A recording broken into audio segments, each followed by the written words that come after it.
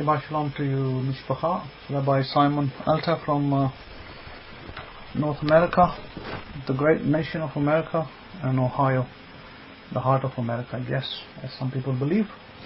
Okay, so today is our second day of Shavuot, the Feast of Pentecost. So a very, very happy festival to you all, Chag Sameach. A very happy and day of prosperity and happiness with your families. Those of you who are celebrating the Hanuk calendar, and those of you who are celebrating the regular, the lunar calendar, the moon calendar, you can do the festival on the 9th of June, is yet to come, I guess in a couple of weeks time. So that will be that. I think in terms of our Parsha today is going to be Parsha's Behar, in the mountain, Behar Lev. And let me give you the joke of the week before we continue. So I kind of kick-started it earlier today. Now this joke is about an Irishman. You know, in Ireland, everybody calls Irish people Paddy. So this man, Paddy, he just arrived from Ireland, and he comes into New York, and he comes into the Catholic Church to the priest, and he says, "What sins have you come to confess?" And the Paddy says, "Ah, Father, 'tis a terrible thing I've done. Blighted fair womankind I have." "This is a serious sin, Paddy," the priest replies. "Who was the woman?" "Now, Father, I couldn't tell you that," Paddy replies. "It would be like betraying her all over again." "Only a full confession will cleanse you of your sin," the priest admonishes, "and everything you tell me will be held in strictest confidence. So come on now, was it Mary from the 5 Points?" "Father, please don't ask me." "Well, was it Kathleen from Hell's Kitchen?"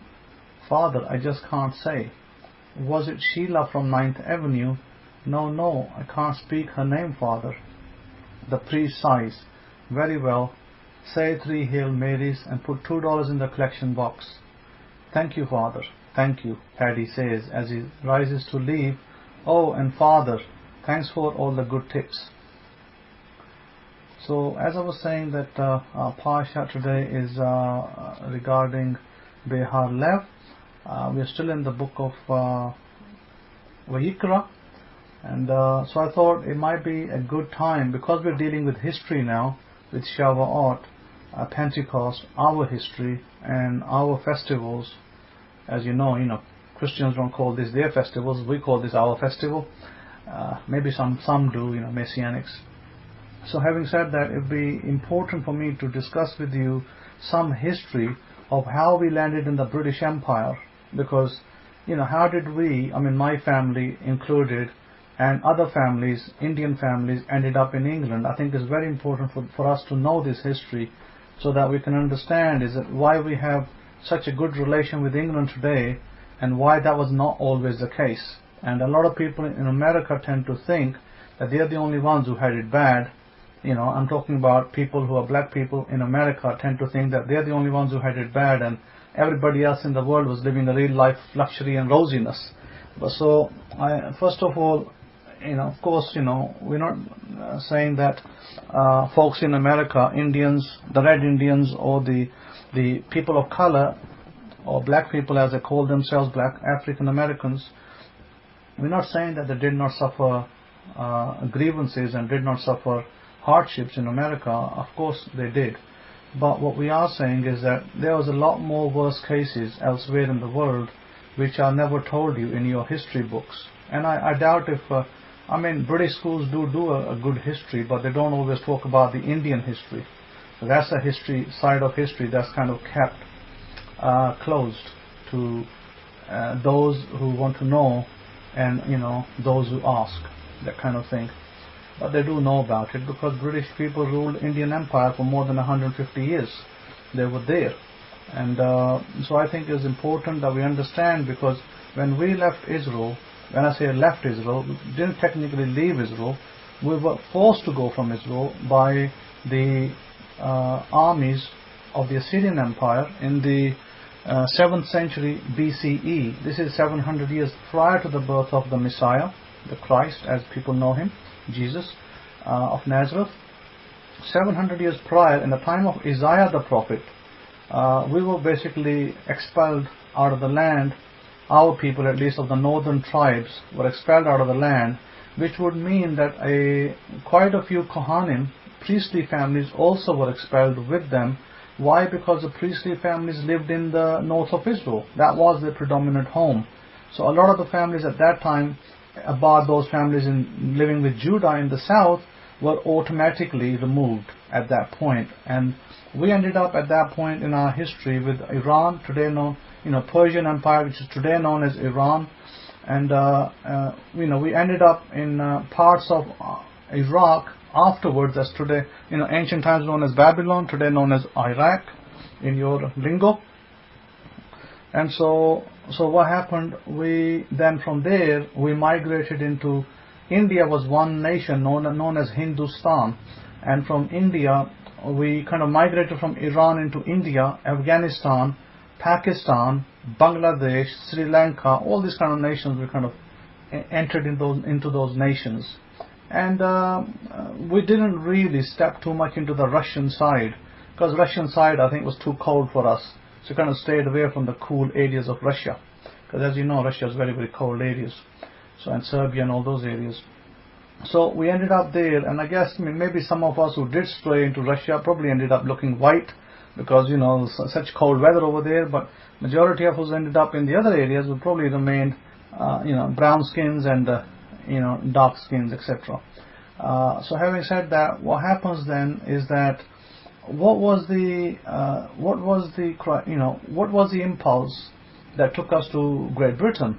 And that was the Great British Empire at that time had overtaken India, under different schemes. As you know, they came in under the guise of doing business in their little company that they brought over there, but they had just decided to overtake the country, unbeknownst to the rulers. And India was split up into many little fiefdoms, kingdoms. It was many little kingdoms ruled by many different maharajas of the area.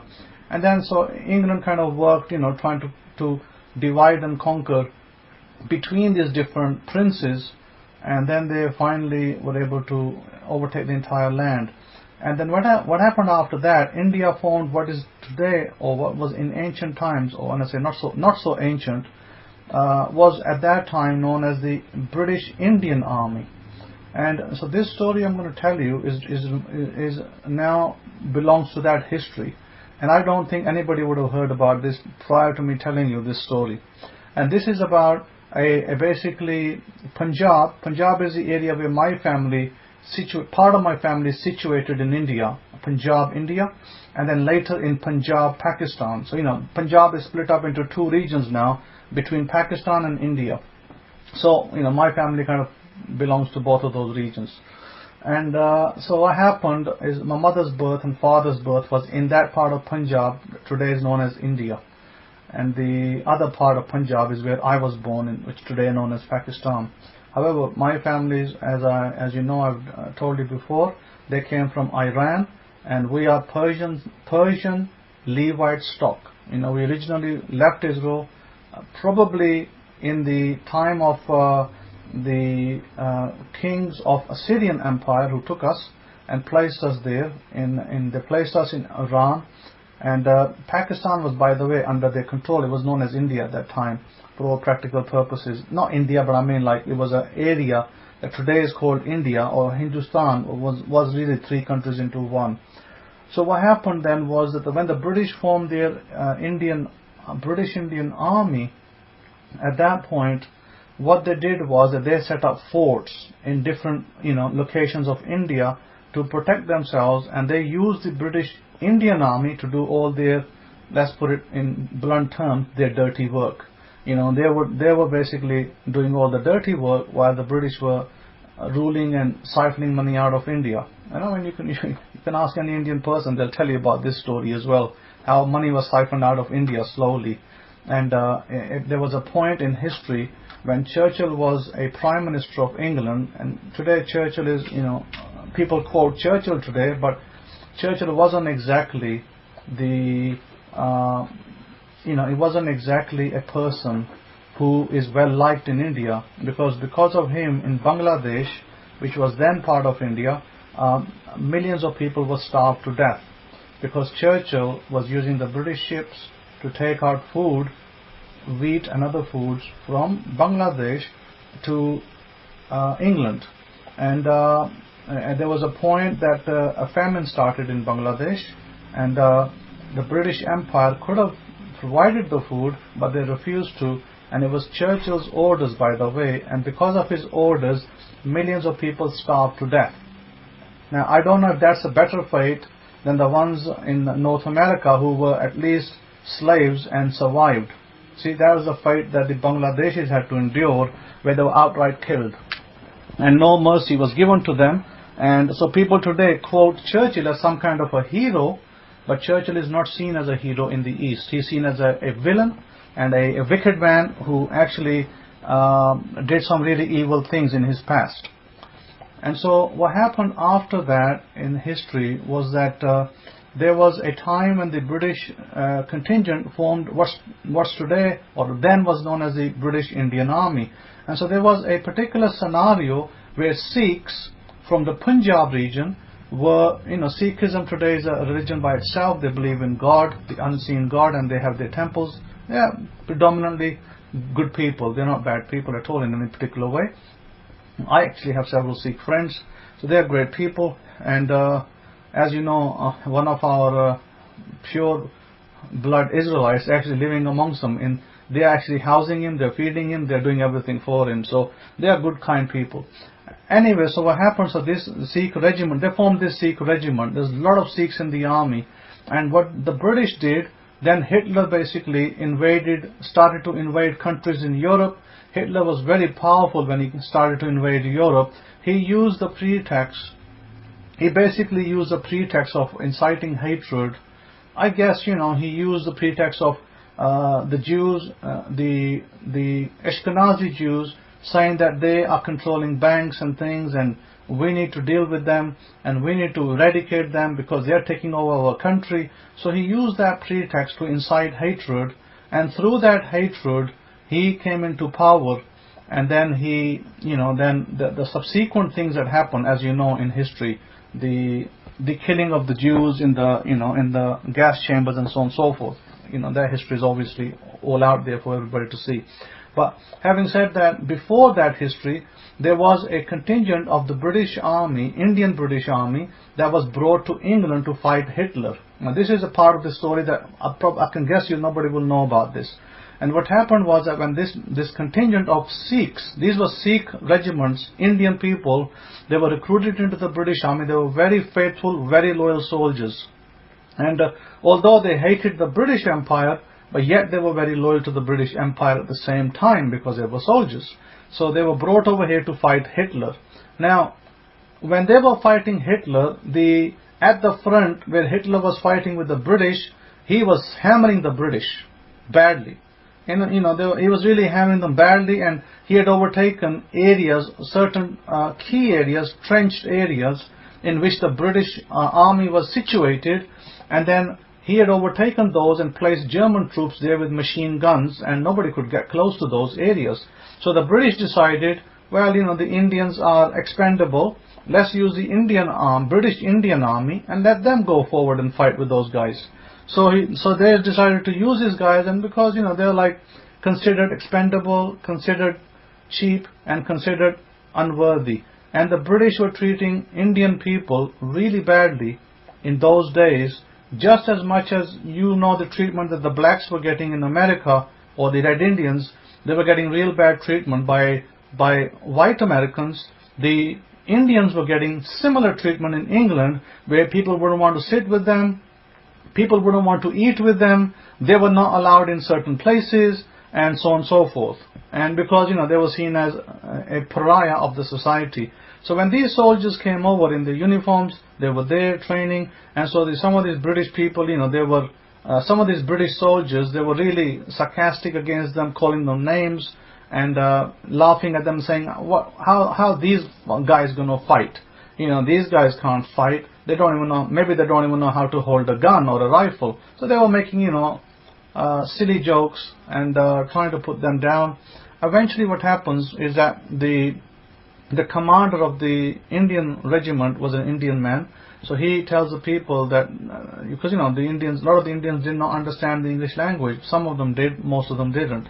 So he understood English. He was explaining to them what they are saying, and he said that we need to fight and we need to show them what we are made of. And so what happened was that eventually they put these, first they have this fight, these guys, the white soldiers, British soldiers, they try to have fights with them, and then they try to subdue them and do different things. In the end, there was one man that the British regiment, Indian regiment, put forward, say, okay, today is a training and you're going to fight these guys, the white guys. They're technically German guys and you are British guys. They said you pair with each other. So then one guy got beat up badly, one Indian guy got beat up badly by the British guys, white British guys. And then the Indian guy, this guy is written in history, by the way. And this guy's name is Sergeant Singh. He went forward. He was put forward to fight the next person. He went up and he basically ended up beating the white guys black and blue. 3 of them, almost crushed them. And then he became so angry he wanted to kill them. And then his officer said, "That's it. You can now stop." And he stopped. And they were bruised up. They were bleeding and they were bruised up. And after that, they stopped intimidating the Indian army, British Indian army. And then they were put forward. And then these guys fought. There was a number of them. They fought really courageously at the front of the British front. And they fought so courageously that they overtook the trench that the Germans had inhabited from the British. They overtook it and they occupied it for a number of days. And then what happened, the British at that time were not sending reinforcements, and they were not sending them with more weapons and stuff that they were requiring, medicines and food. Eventually, their food deposits started to run low, and their ammunition was running low as well. And then they said, what are we going to do? Because the Germans started to make the advance again. And the Germans continued to make the advance. And then the Germans were almost encroaching on them, firing at them. And then this particular person, Indian person, he came up with the idea, the Sergeant Singh man. He said, why don't we plant booby traps over here, dynamite, in this trench, so that we will leave this trench and go back to the previous trench. And when all the Germans are in here, of course at that point, we may not have access to this trench, but all the Germans will be trenched in over here, and they will be a threat to the nation of England. They said at that point we will detonate the whole trench and kill every German in it. So he came up with that plan, and so the British officer said, go ahead, do it. So he, with the help of his other Indian soldier, he basically planted, booby-trapped the whole thing. And he was coming out, and then at that point the Germans came up. The Germans then took over the trench, and he didn't quite have enough time to fit the trigger onto this device. And then the Germans started firing at them, and then they were holed in their previous trench, whilst the Germans reoccupied the trench that they left. And now the Germans were laughing and saying, look, I got them. And they were shooting at them because they had a better vision and a better advantage from the second trench.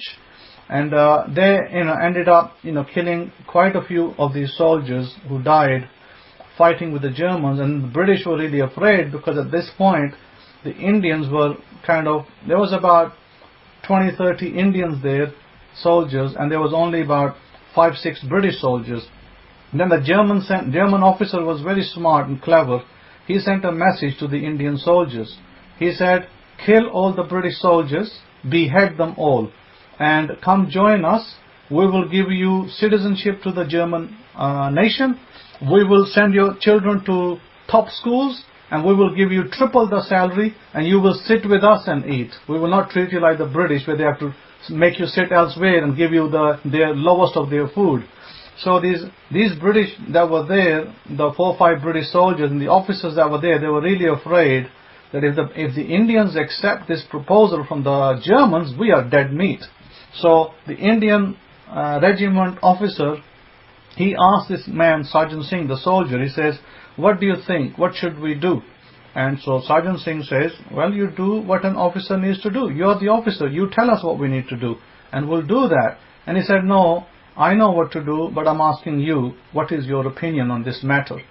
And so Sergeant Singh turned around and said, look, we fight for the British, we eat with the British, and therefore we cannot defect, and we will not become traitors to the British, even though they are occupying our country. But everybody will be talking us after this history that these Indian soldiers, they betrayed the British, and because of them, they lost the war.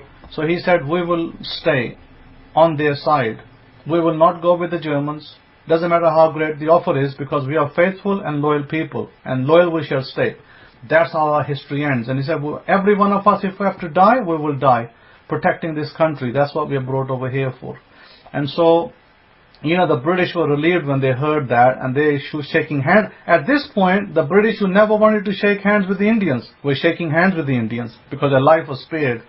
And then after that, what happened was that the Indians, they had to connect that device to the trigger to blow up the trench. It wasn't connected yet. So one of these guys, Sergeant Singh, he took it upon himself to go and connect the device, which was kind of fallen in the middle of the field. And he was totally exposed to the gunfire of the Germans, and Germans were great marksmen. They were picking people of the field and shooting them down, so nobody could get near there. Anyhow, so this man, Sergeant Singh, he went ahead, he put his life in danger. He got shot about 3 times, in his different parts of his body, but eventually he got to the trigger. He never gave up. He was almost dead. He got to the trigger, he connected the device, and boom, he connected it, and he blew the whole trench up. I don't know, maybe 300, 400 Germans were instantly became mashed potatoes. And after that, that turned the war. And this man, all these soldiers, majority of them died fighting the Germans. And this man, Sergeant Singh, is recorded in history as having been given the first Victoria Cross for his gallantry and bravery. And because of him, the German war was turned around. If they hadn't won that front, then Germany may have subdued England and taken over all those parts of England. So they are saying that because of that one part of heroism that the Indians did, the war turned. This is how our people from India, which then split into 3 nations, were able to come into England. Because England recognized that a lot of the Indian people contributed with their lives and with their, with their blood into the war. And let me tell you, the number of people that were brought over to fight. 1 million Indian soldiers were brought over to fight in World War I and II. And of those, 67,000 people, roughly 67,000 people were killed, and around the same number were injured. And then the others, went back home, or some of them stayed, and they became, then obviously they integrated. And so what happened after that is that we were allowed, at this point, when India was split by British Empire themselves, we were allowed at that point, our families were allowed to come to England, because we had now served the war, we served the British nation in spite of everything else, and so hence why that's how we ended up in England. In other words, our people sacrificed to get to England first. They sacrificed in the war, they gave their lives and blood, then they were allowed to come and live over there. Hence why, if you look at the last 60, 70 or 80 years, when the British turn around today in England, somebody might turn around and say, hey, you Paki. They'll call Indians Paki, and they'll call Pakistanis Paki. They use that as a dirty word. But, Pakis should turn around to them and say, hey, you British, have you forgotten how we won the war for you? You stupid scums, and you misplaced bigots. They could say the same thing to them. Now, remember, at this point, it wasn't about religious belief. It wasn't about what religion you belong to, whether you're a Christian, whether you were a Muslim, or whether you were a Hindu. Because let me tell you another tale of a Muslim guy who helped the British. A Muslim guy fought for the British trenches. His name is Khudadad, means of God. And this man came from the Balochi region of Pakistan. By the way, he was probably a pure-blood Israelite. And I'm pretty sure that a lot of these Indian soldiers were also Israelites. of Israelite heritage. And what happened was that he came to fight in a regiment in which he was a machine gun man, and he was fighting with the Germans, and his entire team got slaughtered by the Germans. But he was the only one that, in spite of his entire team getting slaughtered, he continued to fire his machine gun, even injured. He got shot several times. He never gave up firing his machine gun. He kept the Germans back, and that gallantry that he kept the Germans back also won him similar to the Victorian Cross. And so the first person, Sergeant Singh's statue stands today in Amritsar. By the way, Amritsar is where my mother and father were born. And so they have a statue of him as a commemoration to the Indian soldiers that died in the world wars. At the same time, Pakistan, Rawalpindi Museum has a statue of Khudadad, the Balochi guy from Pakistan, who actually helped to contain the Germans and not allow them to pass a certain point, through which it allowed the British to send in reinforcements and to help their soldiers. Because if we hadn't done that, British people were mashed potatoes today. So, this is the kind of history I thought it would be important to bring this to pass and bring this to the front, because there was another history of another man. His name is Ishar Singh. Now, Ishar Singh, he was a soldier, and he was a very dedicated, very brave soldier. He's also from a Sikh tribe, and he was in India, and he was placed in Afghanistan, in a very volatile region that is today part of Pakistan and Afghanistan. At that time, it was controlled by the British, and they had put 3 big forts over there to fight against the invading armies of the Afghan tribes, because they were very hostile Muslim tribes, and they would come up against the British, and they would try to fight them and subdue them, and the British would be able to use these forts to repel them. So what they did, they placed 23 Indian Sikh soldiers over there. And when they placed the 23 Indian Sikh soldiers, that's the only soldiers they had in that fort. And so the Afghan tribal armies, through the use of one cleric, always takes one stupid cleric, right, who, incites people with some, verses from the Quran or something, and then he, incites them to kill innocent people. Anyhow, so this man, one man who was a cleric, incited the tribes and said, hey, we've got to get the British out, the infidels. And, then there was a woman that he was accusing of being an adulteress. He brought her out to kill her and, to strike her head off. And this Indian soldier, Ishar Singh, he came out, he was standing with the British in the fort, and the British were like, no, this is not our, they were just doing it outside the fort. And he said to the British guys, hey, look, they're going to kill that woman. This is a young woman. And they were saying she's adulteress or whatever. And so this man, Ishar Singh said, they're going to kill this woman, we've got to do something. And the British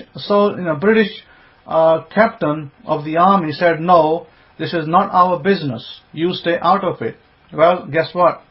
He couldn't contain himself. He jumped out of the fort. He took his rifle and he started to shoot those people. And he saved he saved that Afghan woman.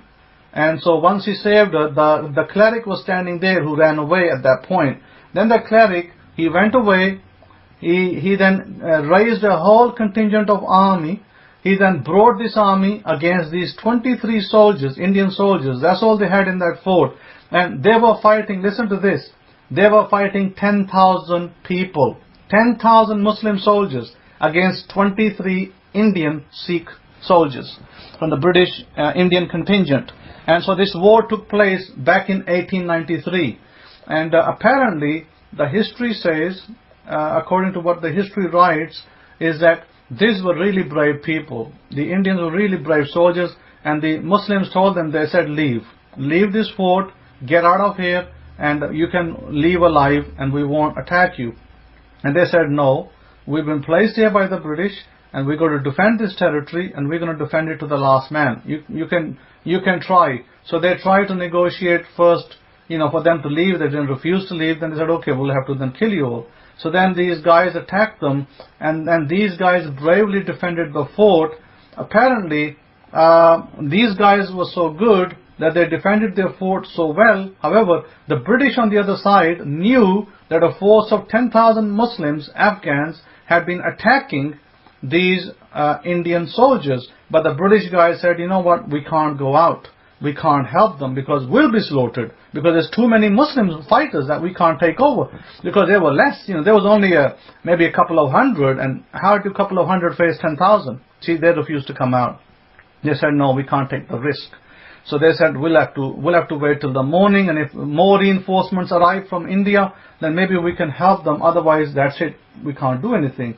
And this man, this officer in the British Army, had basically used a word against the Indian soldier, and I will say the word, and I hope that I will use a word just for the sake of the history, and I'm not saying it for the sake of graphicness. He used a word for the Indian soldier. He said, you are a F-U-C-K-E-R. And the Indian soldier said, because the F-U-C-K-E-R word in our language means somebody to be proud of. He didn't understand the word. He's like, what does he mean by this word, F word? He went and asked his soldier. He said, why did this officer call me the F word, and what does it mean? He said, well, in our language, the F word means proud, to be proud of somebody. And then he was like miffed, and why would this British soldier be calling me proud of me and telling me to send me, because after he didn't listen to the officer and saved the woman, he was transferred to this 23 Indian regiment into that fort as a punishment. So he said, no, it must be another meaning. Then there was another young man over there, a young Indian soldier. He said, yes, there is another meaning. He said, it doesn't mean what you're saying. He said, in our language, yes, but in the Indian language, he said in the English language, it does not mean that. He said, it's a bad word. So he said, what does it mean? And then he said, put your ear near me. So he tells him in his ear what the word means. And he's really angry. At this point, Ishar Singh is very angry. He starts to swear, you British, you're this, you're that, and he's like really angry that they called him this word. And then the British officer had told him that you Indians are all the same. You're all cowards. You will fight against us if we have to. You'll betray us, and this, that, and the third. So then when these 10,000 Afghan army attacked them, the Indian soldier Ishar Singh said that the British said, we are all cowards, and we will turn our back and run away when the enemy attacks. He said, we're not going to show the British that we are fighting this war not for the British, but we're doing it for our honor, because we will fight, we will defend, and we will die if we have to, because we are honorable people, we are loyal people, and we're not going to just leave here and run off and show our backs to the British or to the Afghans. So they started to fight.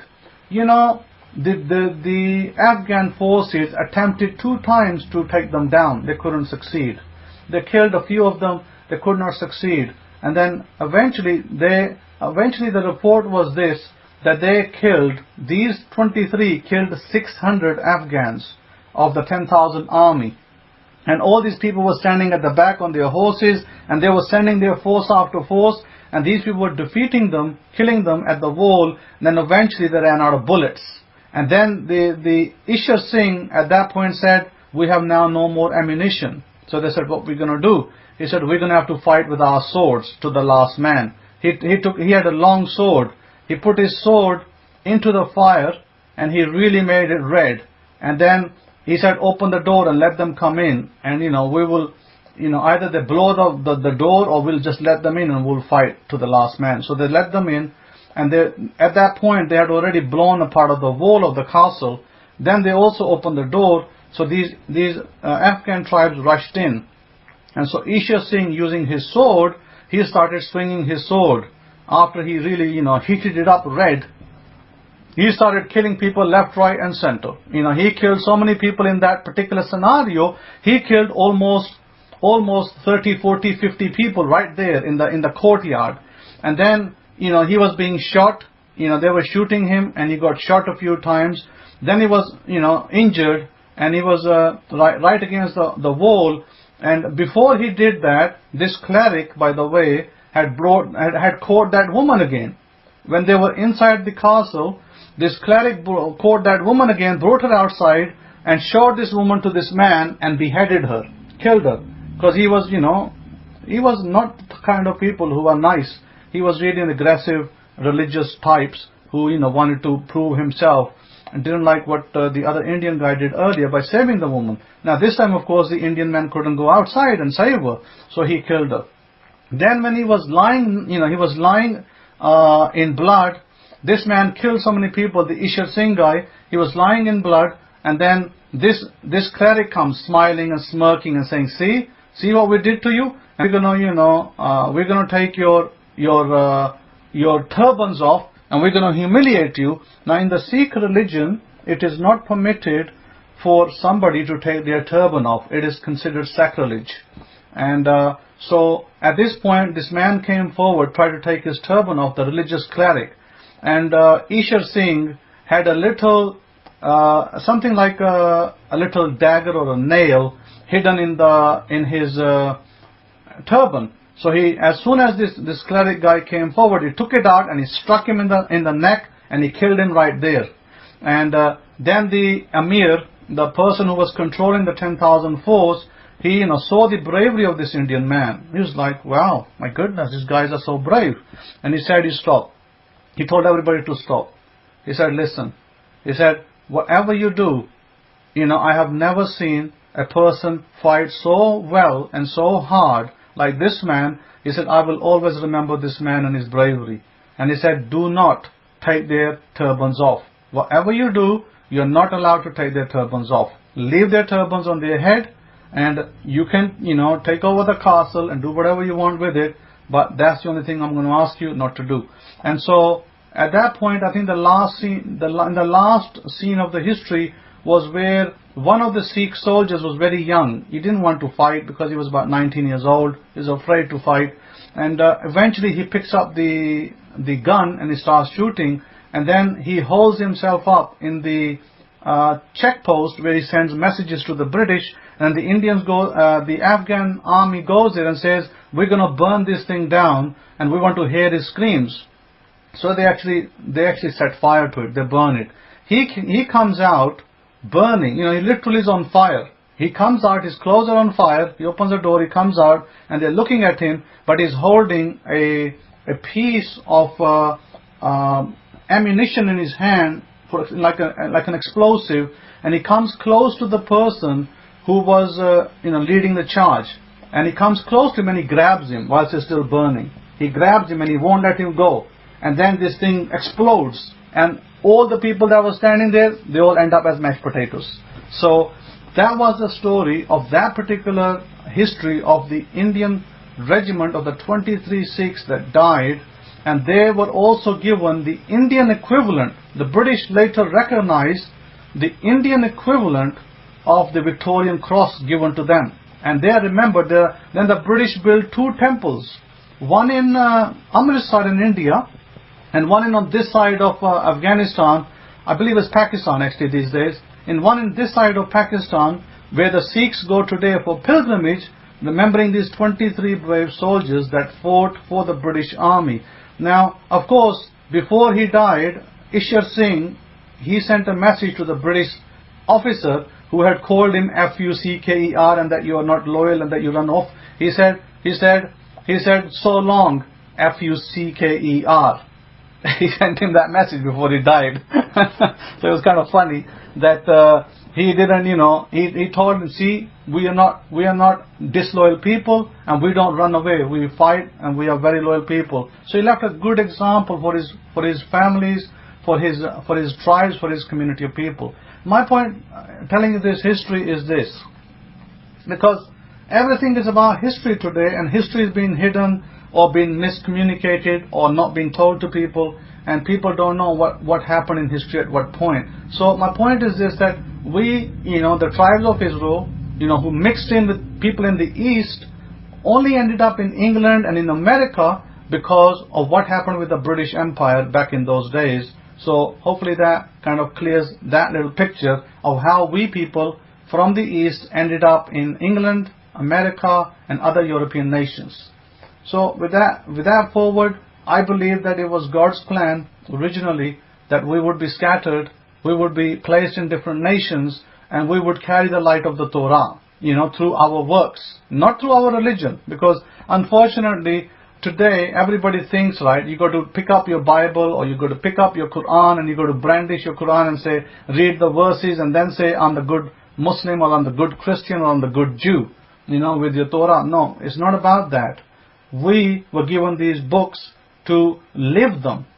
Because when we live our books, then we demonstrate the kind of people we are and the God that we serve. Otherwise, everybody has a book. Everybody has a book and everybody says, I'm this religion and I'm that religion and my book is better than yours. It will be fruitless to just argue with the book. Hence why we, the people of Israel, and the awesome tribes of Israel that you are and we need to demonstrate our lives by the way we live, by the way we act, by the way we do things with the people around us. So our purpose in North America, now I was brought into North America about 4 years ago by the hand of the God of Israel, who we know as Jesus of Nazareth, the Messiah. And so my point in this country was not to come here and put down the American people or to raise myself up as greater than them, but my point here is to illuminate and illustrate the Torah and the principles that we live under, to be a great light to the nation and to be a light and a help to the nation, to the community I live in, to be a benefit to them, to be a blessing to them. That was my purpose. And as you know, that I believe already that this nation has tremendously blessed in the last 4 years, tremendously blessed, because they went from one point to another. The heights of the stock market, the heights of oil and energy, and the heights of everything. And we notice this. I want you to completely notice this. Very important that you understand that we, the Levites, we do not go to fight wars. Of course, we are warriors. We are warriors by definition, but we don't go to fight wars. We want to bring peace into the earth, and wherever we live, we want to bring peace. Notice that in the last 4 years, we have not fought a single war. I want you to take note of that. Because America has always been sending armies to Iraq, armies over here, armies over there, fighting with this country and that country. In the time of Obama, in the time of President Bush, a lot of armies were going to fight wars. Ever since I came to this country, 4 years ago, we've actually pulled armies out. We pulled armies out of Iraq. We pulled armies out of Syria. We pulled armies out of Afghanistan. So the war has been recessed. Why? Because when the Levites come, the Levites bring peace. And they bring God's name to glory. That's the purpose of the Levites. So all of us, the awesome tribes of Israel, our responsibility is to strive for peace. And wars create havoc, wars create casualties, wars create mayhem, and they create broken people. We are not here to break people. We're not here to bring injury to people. We want to bring peace, love and harmony. This is why we are here. So our Parsha today is all to do with that. I mean, it may not be apparent to many people, but it is. Parsha's Behar is all about going to the mountain. What is the mountain? The mountain is a symbolic terminology for God. The God we serve, Yud-Heh-Wah-Heh. Yahweh, the God of Abraham, Isaac and Jacob, or Yehovah. That's the God we serve. That's the God that we want to glorify. And that's the God that is revealed in the Messiah Yeshua. So this is the point of the mountain. Who is the mountain? Who is the rock? The rock is our God. So, these are in allegory, things to be understood. And so we read, it says, and Yahweh spoke to Moshe in Mount Sinai, saying, speak to the children of Israel and say to them, when you come into the land which I give you, then shall the land keep a Sabbath to Yahweh. 6 years you shall sow your field, and 6 years you shall prune your vineyard, and gather the fruit there. But in the 7th year shall be a Sabbath of rest to the land, a Sabbath for Yahweh. You shall neither sow your field nor prune your vineyard. That which grows of its own accord of your harvest you shall not reap, neither gather the grapes of your wine, undress, for it is a year of rest to the land. And the Sabbath of the land shall be food for you, and for your servant, and for your maid, and for your hired servant, and for your foreigner that sojourned with you. Now, within that verse 6, it is clear that the God of Israel is talking about Shemitah, 7-year Shemitah, and then it leads up to the Jubilee year, when you have to release all debt, free all prisoners, and give all the houses that you rented or you claimed as yours, leased out, you have to give them all back. Now it says here in the verse 6 that the Sabbath of the land every 6 years will be food for you, the servant, the maid meaning your wife. Maid is a concubine wife, by the way, which it doesn't spell out over here in these Bibles. And it says for your hired servant, in other words, the person that you hired, and for the foreigner and that sojourned with you. In other words, everybody is to be treated equally, irrespective. Doesn't say here what religions they belong to. It doesn't say here, well, he's a Muslim, so treat him badly. He's a Hindu, treat him, throw him out of the land. Doesn't say that. It says that everybody that is in the land, including the foreigner, you're not supposed to stand there and say, hey, foreigner, get out of my country. So you're supposed to treat them with respect, and you're supposed to treat them with utmost Torah laws. And today, sadly, in Israel, the Shemitah is done, but not the same way the biblical Shemitah was done. Today there's a work around everything. The servant has to work, the maid has to work, and the foreigner is not given peace in the land. That's just sadly the truth today. With the Ashkenazim Jews in Israel today, it is not under Torah law. It is under secular law, and those rabbis that teach over there, their version of the Bible or Torah, they teach the version of Yochanan ben Zakkai, which is from 70 CE onwards, and they have nothing left of the remotely of the Torah, other than just, once Torah was given in Saudi Arabia, and the people brought it into that land. That's sad truth. Sadly, Israel is nothing of the Torah that we had in our forefathers' time. So the only people who can really demonstrate the Torah is going to be us, those people who are outside the land, because we can live it, we can demonstrate it, we can demonstrate it to the foreigner. We're not here to throw the foreigners out, because we are foreigners ourselves. So how can we throw foreigners out? And that's what God reminded us of in one of the Torah passages. God says that, remember, you were a foreigner once yourself. Well, today we are a foreigner again. I'm technically a foreigner in America. Some of you are also foreigners in this land, unless you are native Red Indians, and you maybe came in 8th century BCE, 10th century BCE, during King Solomon's time, you also qualify as a foreigner. So therefore we are commanded to respect the foreigners. We are commanded to respect the widows. We are commanded to love the people.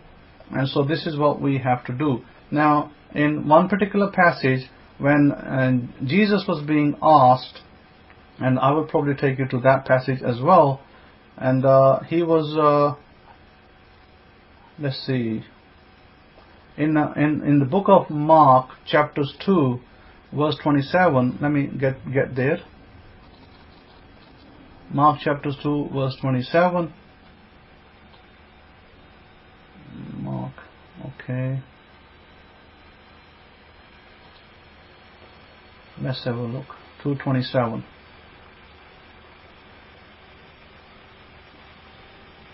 Now it says here this in verse 26, and how he went into the Bait of Elohim in the days of Abiathar the Kohen HaGadol, the high priest, and did eat the showbread which is not permissible by Torah, and to eat but for the Kohanim, and gave also to them which were with him. And he said to them, the Sabbath was made for man, and not man for the Sabbath. Therefore the Son of Man is master also of the Sabbath. Now this was because in verse 24, the Pharisees came, and they said, and the Pharisees said to him, behold, why do they do that which is not lawful on the Sabbath? And he said to them, have you never read what David did? When he had need and was hungry, he and they that were with him, and he went into the Bait, the house of Elohim, house of God, in the temple, in the days of Abiathar, the Kohen HaGadol, the high priest, and did eat the showbread. In other words, these Pharisees were accusing the disciples of doing things on the Sabbath that they felt were not permissible. Now, remember, the Messiah said that life is to be preserved. And he said that they were allowed to eat it because they needed to live. So, a lot of the things that were happening in the Messiah's time in Israel were to do with traditions. Many, many thousands of traditions that were introduced by the Rabbinic Judaism. And Rabbinic Judaism had turned everything around from Torah to something completely different. And that's what the Messiah was arguing for. This is why when the Messiah came, and I want you to listen to this, because this will teach you something. The Messiah never taught war. The Messiah taught peace. Why did he teach peace and not war? Because he said, look, if you follow my example, you can bring peace into this nation. You can expel the Romans. But people refused to understand what he was trying to say. Now, I know in India, a man called Gandhi, which you probably heard of, he was espousing the principles of the Messiah. He really liked some of the teachings of Jesus of Nazareth. And he followed those principles. He said, we're going to bring peace into our nation, and we're going to expel the British. And you know what he did? He fasted. He said, I'm not going to wear fancy clothes for the British. I'm going to wear just my white plain dress. I'm going to fast. I'm going to eat little food. I'm going to do meditation over here. I'm going to do a vigil, and all of you join me for the vigil because we want to expel this nation through peace. And he did. By following the principles of the Messiah, he removed the British Empire from India. Now this thing, right, probably is unheard of by many people. How did he do it? Through fasting and meditation. Because he used the I am principle. He believed that if I apply this principle, then I can eradicate, I can remove this nation, the hostile nation, from us. And he did.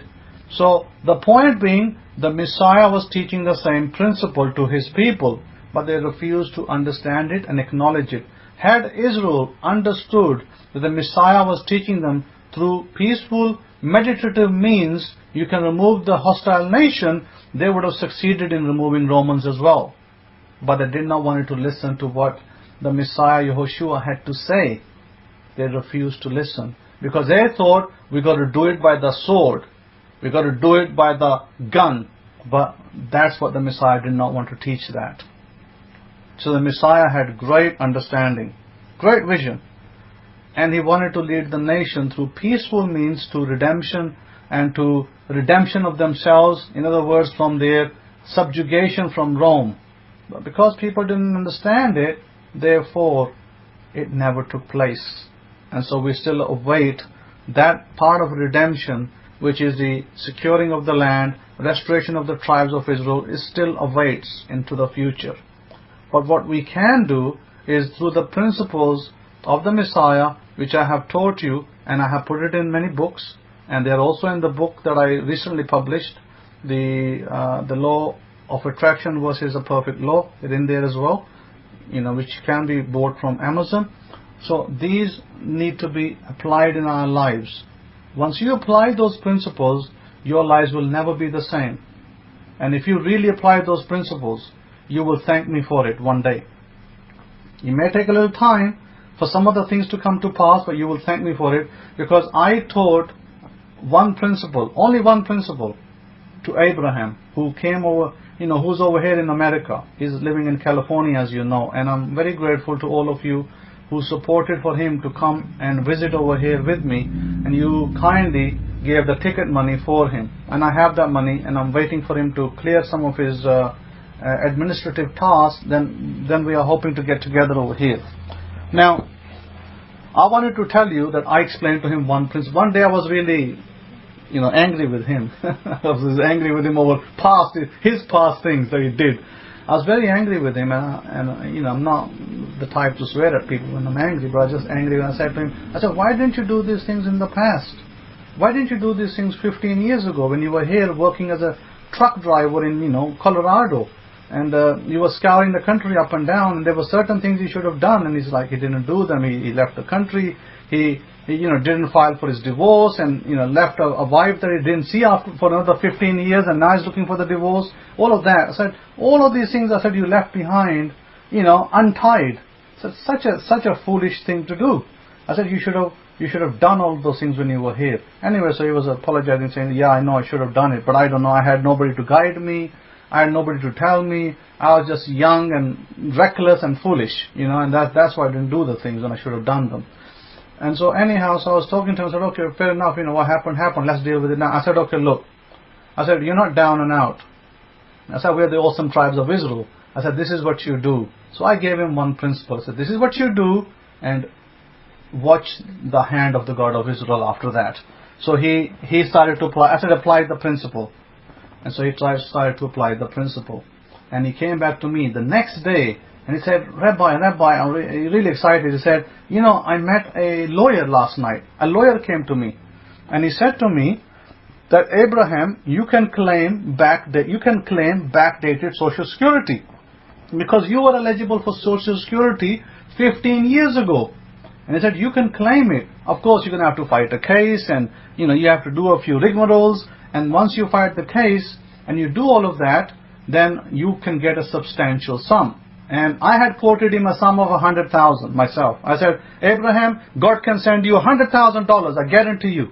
This was my conversation with him the night before. I said, I can guarantee you, Abraham, and I say it with a Levite's voice, right? God can give you $100,000, but you got to believe in it. Are you willing to believe in it? He said, yes, I'm willing to believe. I said, then go and do it. Go and do what I told you. He went away. The next day came back. The lawyer meets him. The lawyer comes out of nowhere. He meets him and he says, look, you are due over $127,000 backdated Social Security. He calculates for him. And my goodness, Abraham was like, his eyes kind of popped out. What? $127,000? He said, yes. He said, but I will charge you 33% fees. And I will fight your case, and we will win this case, and you will have this money. But he said, it will take a little time. We need to first have your nationality papers, updated and all that, because you're out of the country for 15 years. And he said, then after that, we can do that. So basically, that's kind of pending. It'll take about 6 months or whatever to start the case. So he was telling me, he said, Rabbi, just yesterday you told me this, and last night I met this lawyer, and he's telling me I can have $100,000+. And I said, what did I say to you yesterday? So you're not down and out. The Levite is here for you. And he said, he goes, I'm so blessed. And so I said, okay, let's not get overexcited. Let's put the process through. You get your papers sorted out, and then you file for the case, and let the man fight the case. And he said, well, should I go to a Jewish lawyer because he's Hindu? Should I go find another lawyer? I said, why would you find another lawyer when God has sent you the man? I don't care, he's Hindu, he's white, he's yellow, he's black, I don't care what color he is. I said, the man that God sent, that's the man you have to use. Stop cutting corners like you did when you were young. So I said, if it means 33%, that's okay, because you will still end up with $80,000 or plus in your hands. What's wrong with that? You don't like $80,000? He said, no, of course it's a great amount of money. So then go ahead and do it. Do it with the Indian man. That's what God sent. That's what you got to use. So he said, okay. So we went away. So have further discussions with the lawyer on what needs to be done next. And then he said to me, he came back the following. I said to him, Abraham, look, I've got my hand over you now, and only blessings can come to you at this point. So he comes back to me 2 days later, very excited. He says, Rabbi, I'm so excited. I said, what happened? He said, I'm so excited, I'm so blessed. He said, look, they had first told me that they're going to give me $725 or so on Social Security. He said, guess what? They have told me that they're going to add an additional $250 to $300 to my Social Security. It's going to go up to, I don't know, $900,000 somewhere there. I said, great. I said, now we got to figure out where you're going to live. So I said, it's okay. So that's great. He's really happy. He says, I'm so blessed, and I'm so happy, and suddenly, right, from nothing to something. I said, well, that's called the blessing of the Levite. You come to me, I pray for you. I say to God that you got to have a blessing. The tribe of Judah is going to come. So then he goes away and is very happy. He calls me every day religiously. He calls me every day, gives me all the update. So I said to him, just get yourself sorted out. everything will work out to your advantage in the end. I said, that's how it's going to end. The story is already written. I said, the story is already written. I said, don't you know that there's a commanded blessing on you? Have you forgotten that there is a commanded blessing on all of Israel, including you? So I said, therefore, you just claim your commanded blessing. And so this is where we are with we in the nations where we are. And so I like to say to those of you who are listening, those of you who belong to the awesome tribes of Israel, and even if you don't belong to the awesome tribes of Israel, if you're listening in and you want to be part of the spiritual Israel, and you want to reap the benefits, and you want to reap the blessings of the God of Israel, as the Western people know him as Jesus of Nazareth, that's fine, that's okay. You can. You're allowed to have that still, because you are the creation of God. You are the creation of that one God, that one source power, infinite source, who is the creator of all, irrespective. So hence why it is very important that if you want to be benefited and blessed, that you write your goals down. You write down what it is that you don't. You can do it in two ways. You can write down the things you don't want. Because some people say, hey, I don't know how to write my goals down. I don't know how to word it. Then usually the way to do this is to say, write down what you don't want. You don't want to be sick. You don't want to be poor. So those are the two things you definitely don't want. And you don't want to be unhappy. So then what is the goal then? I am rich. That's a goal because you don't want to be poor. I am healthy. That's a goal because you don't want to be unhealthy. So you already have two goals. I am rich. I am healthy. I am happy. These three I am goals are going to take you far. And then after that, you can write additional goals that are respective to your life. Whatever the additional goals are to your life, to your relationship, to your situation. They have to reflect your situation, because your situation is not my situation. And my situation is not your situation. So whatever your situation, you got to write it. Now, in my discussions, I say to people that do not, because a lot of the time we end up writing goals wrong, because we end up putting negativity into them. And one way is to like this. You say, hey, let's take an example of, a man called Fred. And let's take an example of a woman called Elizabeth. So Fred says that the woman Elizabeth has offended me. So Fred wants to write a goal. And Fred writes a goal and says, I want the woman Elizabeth to come and apologize to me. So he writes his goal that he says, Elizabeth comes to me to apologize to me for her offense to me. And then when she does that, then my goal is met. Guess what? That goal will never be met. Why? Because he's focusing on the negative. He's remembering the pain that it incurred him when Elizabeth said something to him that offended him. So how would he bring Elizabeth around? He has to rewrite his story differently. So the way he would write his story is not saying Elizabeth will come and apologize to me and then I'm happy man. No, he will write his story to the effect of, I have a great relationship with Elizabeth. That's his story. I have a great relationship with Elizabeth. We are happy together. That's a goal, by the way. That is how a negative is turned into a positive goal.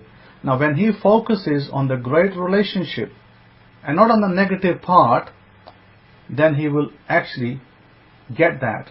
Because Elizabeth will then come to him one day and have a great relationship with him. And at that point, God can bring it to pass to Elizabeth's mind, and she can realize that yes, she did something wrong, and then she can maybe even apologize at that point. But she don't need to do it by him forcing an apology. So therefore, this is what you have to do. You miss here saying that my left arm and shoulder were hurting. I went to the doctor and found out there's nothing wrong. By magic the pain stopped. So great is the Most High God. Indeed He is. Indeed He is. Amen to that. And so therefore it is very important that you get your wording right. And I get people writing to me all the time, I'm sick, I'm this, I'm that, I've got this problem, that problem. Then you must focus on you being whole. If you are sick, then you need to remind yourself that you are whole and complete. When you write for yourself you are whole and complete, and you put a little emotion behind it, because our holy books tell us that out of the heart arises issues of life. Well, the same heart is used with emotions to bring healing into your life. So when you are using your emotions, your heart emotions, and you say, I am whole, I am complete, I am getting better and better and better, guess what you're doing? You're removing the illnesses from your body. That's how those goals need to be worded. And so therefore, there are many different ways to word your goals, and everybody's mile will vary. You'll have a variety, or you will vary on how you succeed. But the way to bring success into your life is how you word your goals and how you initially see them coming to pass through your visualization attempts. Because your visualization is where you're bringing things into reality from your subconscious mind into your conscious self in front of you. Because we are always thinking things and doing things in our subconscious. Things are going on in our head all the time. This thought process is going on and on and on. And by doing this thinking, the proper visualization technique, the proper goal technique, you're going to turn yourself completely around. And I don't care if you don't have a penny in your pocket right now, but you can have thousands of dollars in your pocket if you believe in it. I grew up, and probably you as well, with the saying, money doesn't grow on trees. But you and I both know, after looking at science and watching documentaries, that money does grow on trees, because money is made by trees. It is the paper, the pulp of the trees that makes paper, that makes money. So does money grow on trees? Yeah, trees make money.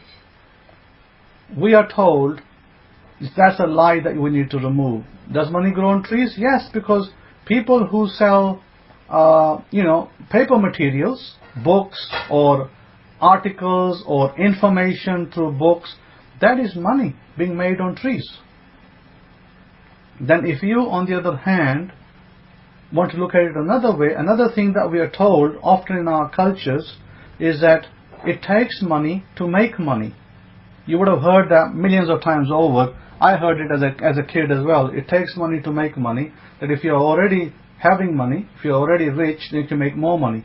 That is actually so far from the truth and an absolute lie. It is not true. The statement is false. Because it doesn't take money to make money. I know several people who were billionaires and they ended up bankrupt. I know people who were millionaires, they ended up bankrupt. So does it take money to make money? The answer is no. It actually takes vision. It actually takes determination. It actually takes belief to make money, not money. If you have the vision, the determination, and the character, you can make money. Money will come to you. But if you think that, if I invest $10,000 and I'll make 10, you may be wrong. Because I knew a friend once. He was investing in the British currency on the foreign exchange. He put £10,000 in the foreign exchange to make money. Guess what? He lost it in 5 minutes. In 5 minutes he lost that £10,000. So when people say to me, it takes money to make money, I kind of smile. Yeah, you keep believing that garbage. I don't believe that any longer. Because as a kid I didn't question it, but as an adult I definitely question such theology and terminology. And you need to question it for yourselves, because it is absolutely not true. All it takes is an idea. All it takes is a vision. I mean, Thomas Edison created the bulb out of an idea in his head. And the whole world is illuminated today with all sorts of, beautiful lamps and bulbs, thanks to Thomas Edison's idea. And he went through, so many failures. And I'm actually not far from Thomas Edison's museum.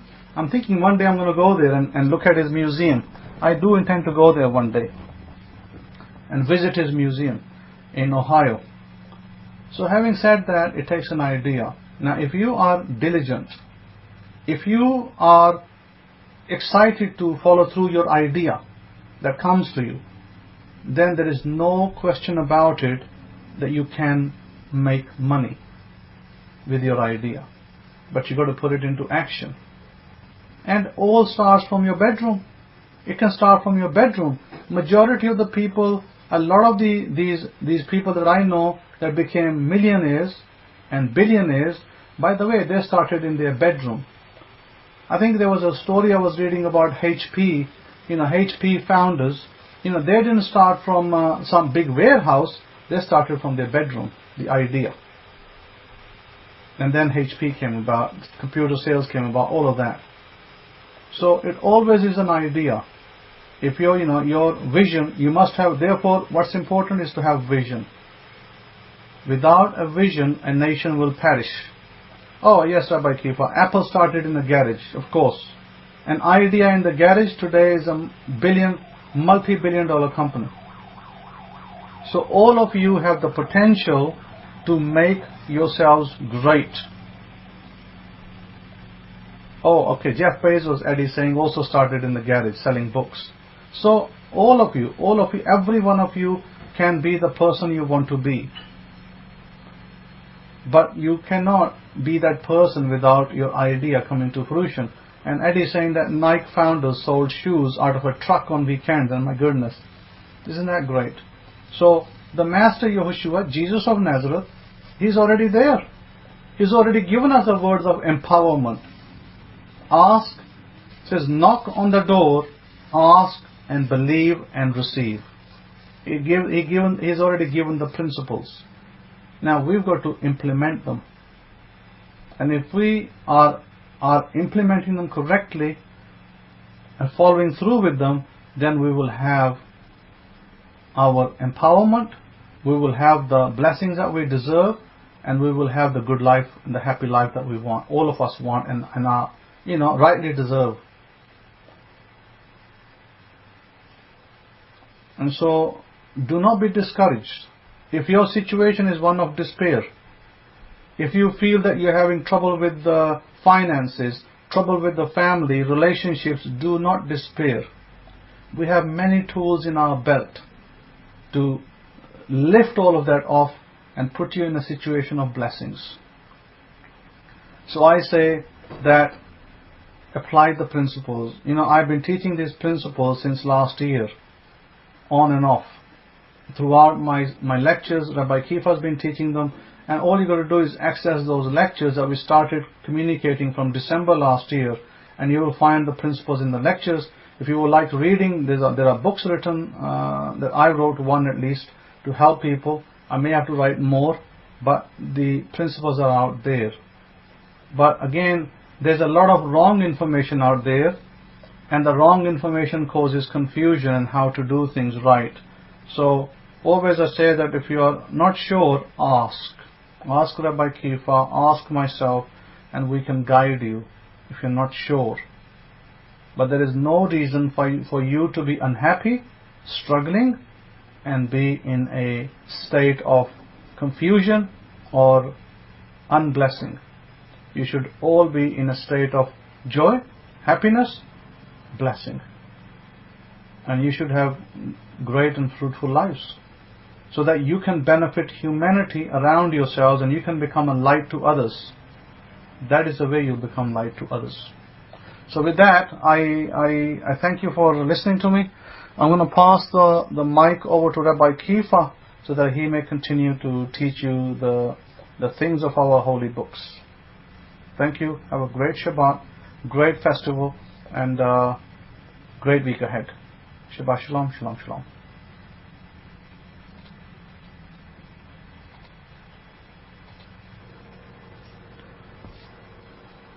yes, Todah HaKohen, I'd like to thank the Right Honorable Kohen for his wonderful instruction and understanding that can truly benefit your lives going forward and give you the desires of your heart. If I can be heard, can I get a one? Rabbi Kefa coming in from home base here in San Antonio, Texas, Baruch Hashem, where the God of Israel has dispersed and scattered me and set up base here for myself and for my family going forward. One base.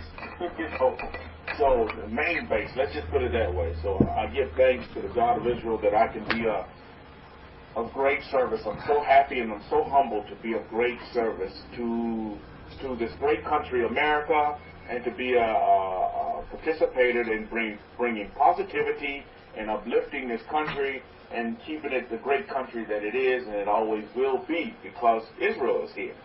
Israel is in many great countries, and the greatness of these countries can, in some way, shape, form, or fashion, be attributed to all, not only Israel, but all of humanity that are doing great things and bringing great positivity and great frequency and great vibration. Positivity is so key and crucial. Hakoy was talking to you about this. It's the mindset of individuals that truly hamper them and stagnate them from, being the conquerors and devouring the quote unquote enemies and just having that great quality of a life that is truly a default setting for all of human beings. You have to put religion to the side.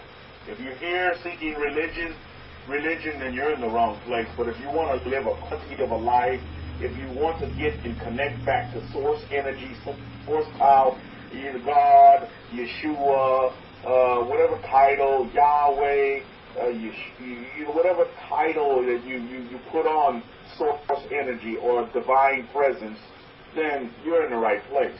Believe you me, when you're in the right place. I tell you. Because, there is religion here. This is all about life. The Master Yeshua, Master Jesus of Nazareth, he came that you may have life and that you may have that life more abundantly. During the time that he showed up on the scene, walking the face of this earth in human form, walking the face of this earth, manifested in man, my goodness. The reason why he had to make that statement was because there was no life. People were living, but they didn't have life. And you see that world over. You see that in your world as well, is that there are a lot of folks that are living, but they don't have life.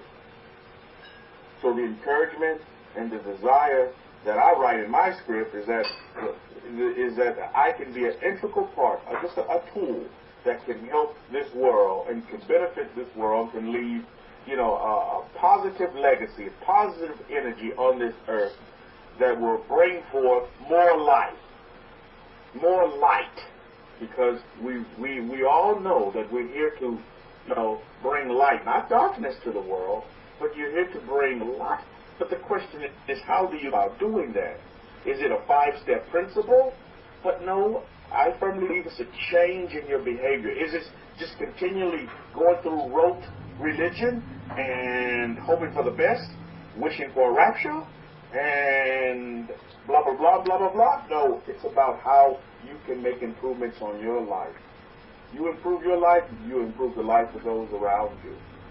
That's how you do it. It's not external, it's actually internal. You must look within. So today, in the spirit of the Pentecost, this great festival, if you haven't celebrated it with the Hanukkah calendar, then, Pentecost is right around the corner for you. It's beginning of, first part of June. It's coming up for you as well. So in the spirit of Pentecost, we have to look at, can anybody tell me why do we celebrate Pentecost? And what's Pentecost? Why do we celebrate? Why is this one of our high holy days, our high set-apart days? Why do we celebrate it's Pentecost, in your opinion? Why? Why do you have this great celebration? Can anybody tell me? You give me your opinion on why you're going to celebrate the Pentecost? Is it just rote?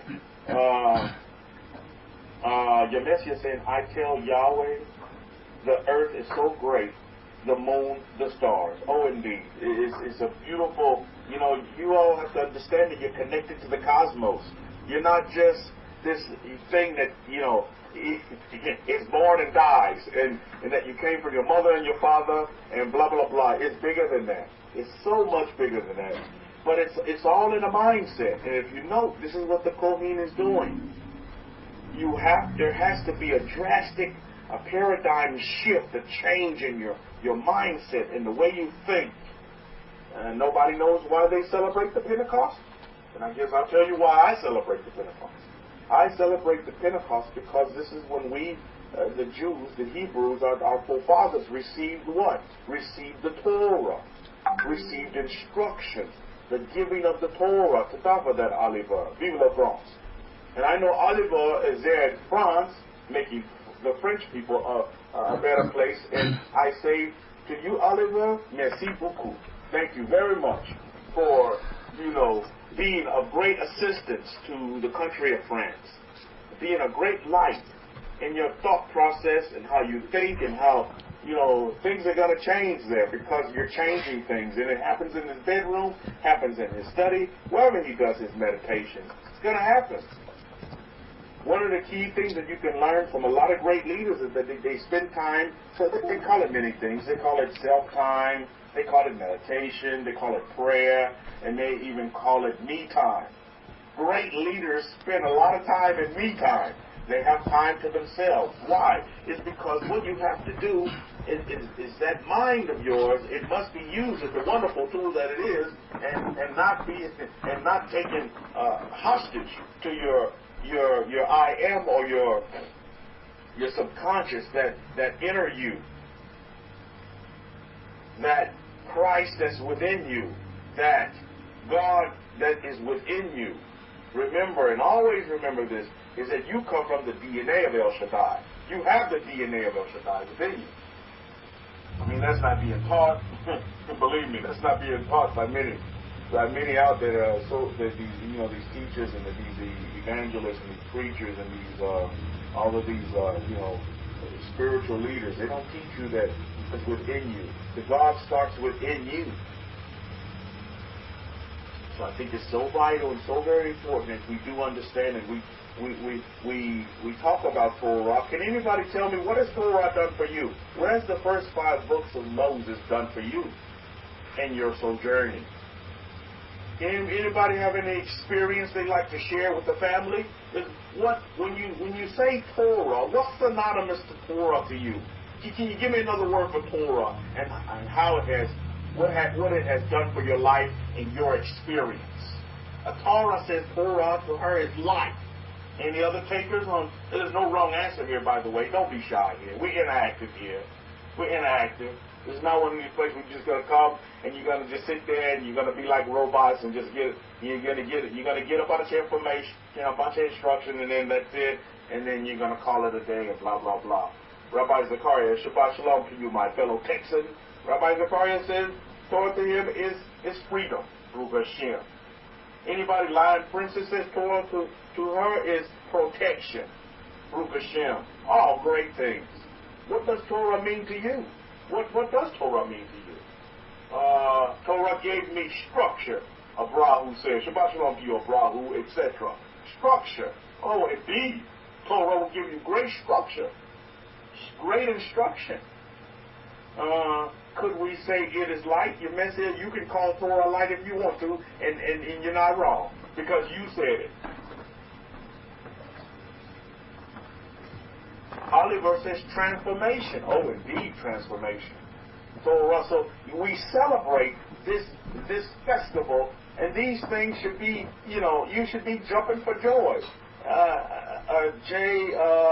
J-Meg says, new dimension, Baruch Hashem. It's definitely going to take you to a new dimension. Baruch Hashem, great things. 3, and inspiration. Eddie, it's out for your response. See, I knew you guys were still going to take that Shabbat nap as of yet. These are all great things, and this is what we see, the spirit of our festival, being outside of the land, being sojourners, being in exiles, being foreigners in these great lands that we're in. Is that we celebrate Torah in this way. Transformation, life, history and inspiration, new dimension, free life. Beautiful. Isn't it so beautiful? You all should be super excited, super happy. Because you serve source energy, source power, and you're connecting back to yourselves. And thus, in connecting back to that self, yourself, not what your mind tells you are, not what mama said you're going to be, not what daddy said you're going to do. No, you're connecting back to yourself. And when you do that, this is when you truly find your happiness, because you're going back to your default setting. What makes you happy? What gives you joy? What gives you peace? You see, I find that people are unhappy is because they're doing things, let's just face it, that they don't want to do. How many of you know what I'm talking about? Unhappiness is derived from people doing things that they don't want to do. Thus, it's going to make you unhappy because you're doing something that you really don't want to do in the first place. And you can take that and apply that to every area of your life. In a relationship, in a job, employment, with your friends. You're doing things that you do not want to do. Someone said to them, the giving of the Torah and this celebration of Pentecost, Shavuot, is symbolic to them in a way that it gives them freedom. Baruch Hashem, you have so much freedom. Thank you, thank you, thank you to our forefather Musa, to our forefather Moshe, to our forefather Moses, for writing down this Torah. You know, Moses, he has existed from walking this earth for many thousands of years, right? But guess what lives on? His Torah. What a great example. And I hope you all see the instruction in that. Is that you're gonna go through this life and this human body, but what's gonna live on after you? Is freedom gonna live on after you? Is inspiration going to live on after you? Is that new dimension going to continue after you leave this earth? What are you going to leave behind? What kind of legacy? What a marvelous legacy Moses left behind for us. Moshe, Musa. We still use this Torah as instruction, as guidance, as direction in 2019, as we did back when Moses was writing it on scrolls. Baruch Hashem. Beautiful. Thank you, thank you, thank you to the universes for guidance and direction. Because as you all know, as you go back to the perfect law and the perfect way of doing things, and as you go back to your default setting as human beings, and you go back to that being side of yourself, and you connect to your I am, you realize that there are universal laws that can never be changed, can never be done away with, can never be altered. How many of you understand that? And when you go back to the universal principles, I'm seeing it in every area of my life. As you go back to those default settings, universal law, perfect law, that cannot be altered. Once you go back to that, now people have tried, they put another name on it, slipped a new label on it, called it something else, added a couple of more principles that just like dilute the pure concentration of the perfect law. And that's where the Kohen, the son of Aaron, has taken all of us as the Israelites, as the children of the books, back to our unadulterated true history. And yes, suffrage happened all over the world, as you got a great history lesson, as we all received a great history lesson from the Kohen this morning. Not just here in America. You see, like I've been explaining to my daughter, is that you have to get yourselves, out of this box, the proverbial box. And you must see outside of that box. And you must think outside of that box. Because what happened is that when you were conditioned as a very young whippersnapper to stay within the box. How many of you know what I'm talking about, what I mean, the box? At one time or another, you were just in the box. I was in the box, and religion kept me in the box, you see, with these constraints. Oh, if you do that, you're a sinner, brother. You're sinning dinner. You're sinning. You're just one big sinner. That's keeping me in the box. Not giving me any kind of alternatives. Christianity was big on that, especially in Catholicism. My goodness. I had to keep going back to the priest and get in the confessional box. Because I'm just a sinner at the end of the day. I'm just a sinner, chicken dinner. No way to get out of the sin. I'm doing the same old things. It's gross. It's just repetitive. Mumbo jumbo. And a lot of folks waste their whole life doing that exact same thing. They go through this wonderful gift of a life that we've been given. We've been mandated as human beings to be a light, to be an inspiration, to bring joy and peace and love into the world. But what ends up happening is that people can't get to that. They can't find the default setting because they're so busy with mind control. And they think they're fixing themselves when they're really not even beginning to touch the surface of dealing with self, that being, the inner being of the human. You see? And that's the biggest problem that you see world over, as all of you are students of nature. So you say, well, Rabbi, Kefa, how can I assist? How can I be that inspiration that someone said? How can I be that light? Well, first you have to find the light within. And then the light. You see, because a candle is just a candle until you do what? Until you light it. If you look at every human being on the face of this earth as a candle, they are a candle. Just imagine it for this very moment. There's the candle. Everybody's a candle. Now, here's where the big case study comes in. How many of those candles are actually lit? And what the Queen has done is he's brought us back to our default settings. As children of the books, our rich history, as we have with the Abrahamic faith, its armed study scriptures, the Bible. And as you go about your day, in your world, in your universe, in your nation, wherever you may be.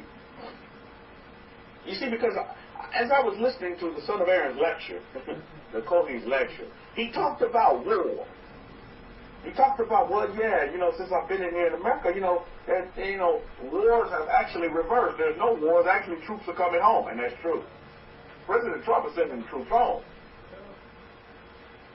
Even there was echoes of that with President Obama's administration as well. They said, look, it's time to bring the troops back. We don't have to be policing the whole world.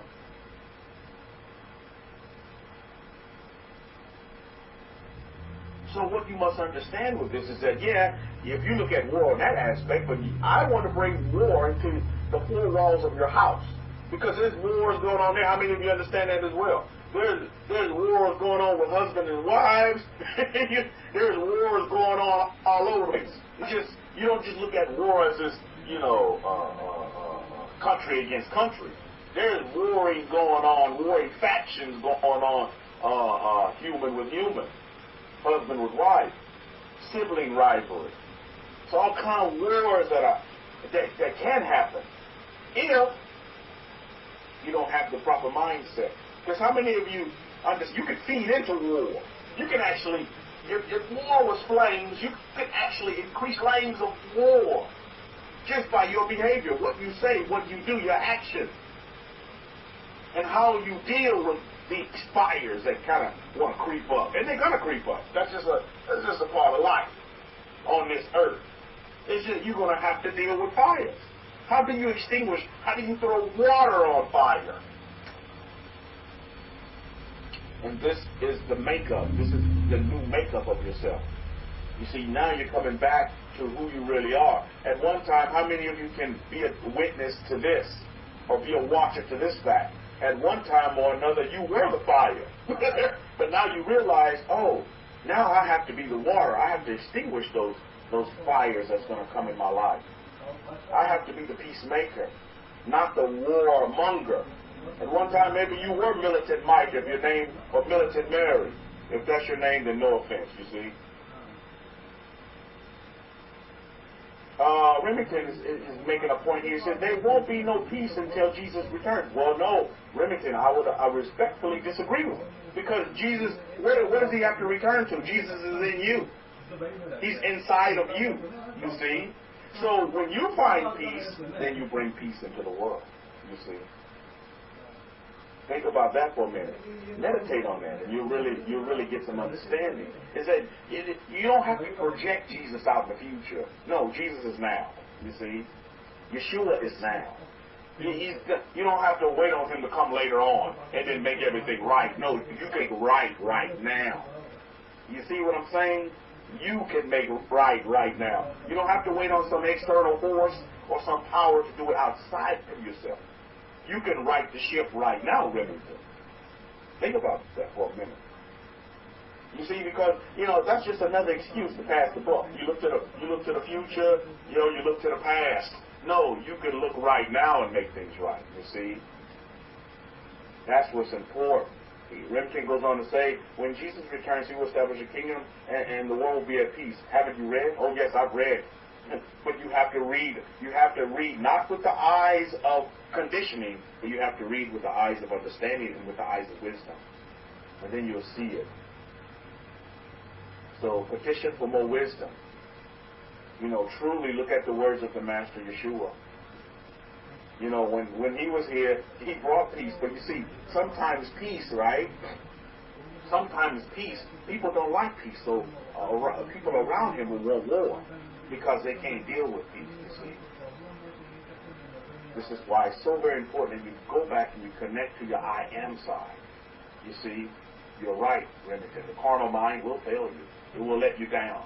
Time and time and time again. But when you go back and you connect to your default setting of who you really are, my goodness, then you start to understand. Then you understand how you can make this world a better place. You can do it. God is within you. The God of Israel has never left or forsaken any of us. So don't feel forsaken and don't feel left out. Don't feel like you're waiting on somebody to turn up to help you out. You have all this power within yourself. It's within you. And when you can grasp hold of that, my goodness, your environment will be more than, they say the world is an oyster. You're unlimited. You have unlimited capability and capacity. You want to learn more? Go to our YouTube link and look at the lectures. Listen to them, and you'll really begin to understand. And you come out of the carnal mind phase. You go back to the am phase. Your inner man, not the carnal mind. Carnal mind will fail you. You're absolutely right. I totally agree with you. Carnal mind will let you down. The mind will let you down if it's in control of you. When you take control of the mind and you use it for the wonderful tool that it is, and you're doing yourself a great service. Great service. You're doing yourself greatness. You see. So I think that's very, very important to understand. So you can stay put and listen. We don't mind you staying put and listen, but listen to the lecture that we have going forward, or you can maybe start up a room for yourself with the understanding that you have, and that's okay too as well. But here, we're all about dealing with ourselves and fixing self.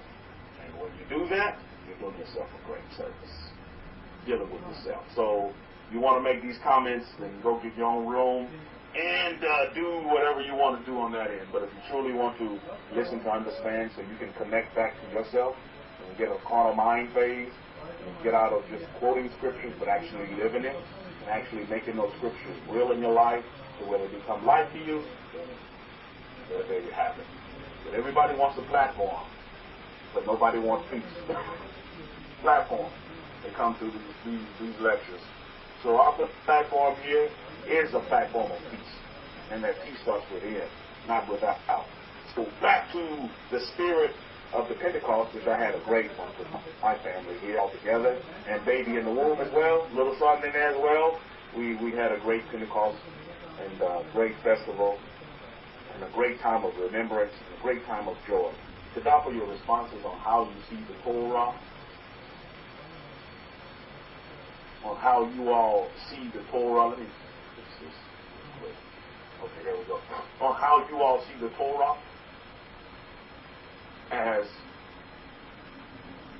the different ideas that you do present, and the different understandings and the different imaginations and the different thoughts that you have for the Torah and what it truly means to you. I really do appreciate your response. But today, I want to tell you how I see the Torah. To me, Torah is sweet. It's the sweetness. You know, yesterday during our meal last night, I made it a point. This time kind of changed up our tradition that we have here. It's always been cheesecake for the sweetness, but this festival, because my wife is craving key lime pie. Key lime pie was the sweetness last night. So the sweetener in the meal last night for our family was the key lime pie. And as I was eating that key lime pie, which was very good, by the way, my wife, she's craving, my son in the belly's craving key lime pie. So key lime pie was the pie of choice. Although cheesecake is still, you know, in my view, you know, I'm sure I hadn't tasted cheesecake yet, but when he gets older, the cheesecake, he'll love it as well, like father, like son, right? So in eating of the key lime pie, you know, that sweetness became truly. I really understood how sweet the Torah is to me in my life. Anybody know what I mean by sweet? The sweetness of the Torah is that, you know, in life, you have to deal with the bitter and the sweet. You're going to get both of those. And this is subject matter for the title of my lecture today. As the instruction is there, as we deal with for some, Torah can be bitter, while for others it can be sweet. Now, in looking at sweet, I said, well, let me just for kicks and giggles, look at how many times sweet is mentioned in the Bible as we know it, and in our books. And in the spirit of the Torah, I looked at the first 5 books. And do you know, the word sweet is the only book the word sweet is not mentioned in Moses, Musa's, and Moshe's first 5 books is the book of Deuteronomy. The book of the Parsha is not even mentioned one time. But the other books, the other 4 books, sweet is mentioned. Do you know which book sweet is mentioned in the most? The word sweet. Anybody here like sweets? Is it just me? Am I in here by myself? Anybody else in here like sweets? okay. I'm thinking I'm in here by myself because it's like crickets. Anybody like sweets? Okay, the sweetness of the Torah. So you understand when I say sweet, you know, when you eat sweets, what does it do for you? The message says chocolate. Awesome. When you like sweets, what does it do for you? When you eat and partake of that particular sweet that you like, I mean, how does that make you feel? I mean, think about that for a minute. Because for me, it gives me a sense, as far as happiness, absolutely, awake. It energizes you, doesn't it? I know when I eat that chocolate bar, I mean, I become energized, rewarded. There you go, to top of that, Yael, woman of the tent. Reward, satisfies my desire for it. There you go. Now you're starting to hit on some things that feel good. See, so everything that you describe, when I talked about sweetness, everything you're describing, that's how I feel about the Torah. It makes me happy. I feel rewarded. You know, I'm satisfied. I'm home. Those 25 books brought me home. Do you know what I mean? I feel good. I'm happy. I'm full of joy. But how can you say that, Rabbi Kefa, when this problem, blah, blah, blah, blah, blah, blah, blah, blah, blah, blah? Because I understand the solution is within those first 5 books of Moses. Thank you, Moses. In those first 5 books, we see that there are many problems that the Hebrews went through. Don't you see this problem after problem after problem after problem is written down? That's our history, right? But through all that, you know, the problems are diminished by what? The solution, the sweetness. For every situation, every problem that you so-called have, every disaster that you may think you have, there's a solution. You see? There's a solution. And Hakuin is right. When you want to talk about really getting back to who you really are, you're going to have to find yourself in a happy place, a happy state, happy feet. You're going to have to get in that happy. You're going to have to find where is joy for you? Because where joy is for you may not be where you're going to have to find that place where you meet up with joy, where you find peace, where you find that happiness.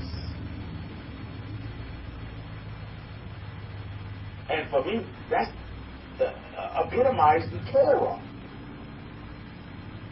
Because before Torah, I can tell you, I was in a bunch of confusion. Thank you, Moshe, for Torah. I was just confused. Like, man, Hagee telling me this, Kenneth Copeland say this, Jesse Duplantis is telling me this, these evangelists, these pastors, they all telling me blah, blah, blah, do this, this, this. It was just like rabbit holes. You go down these rabbit holes and hit another rabbit hole, another rabbit hole, another rabbit hole. But for me, going back to those first 5 books brought sweetness to my life in every aspect. Sweet wife, sweet life,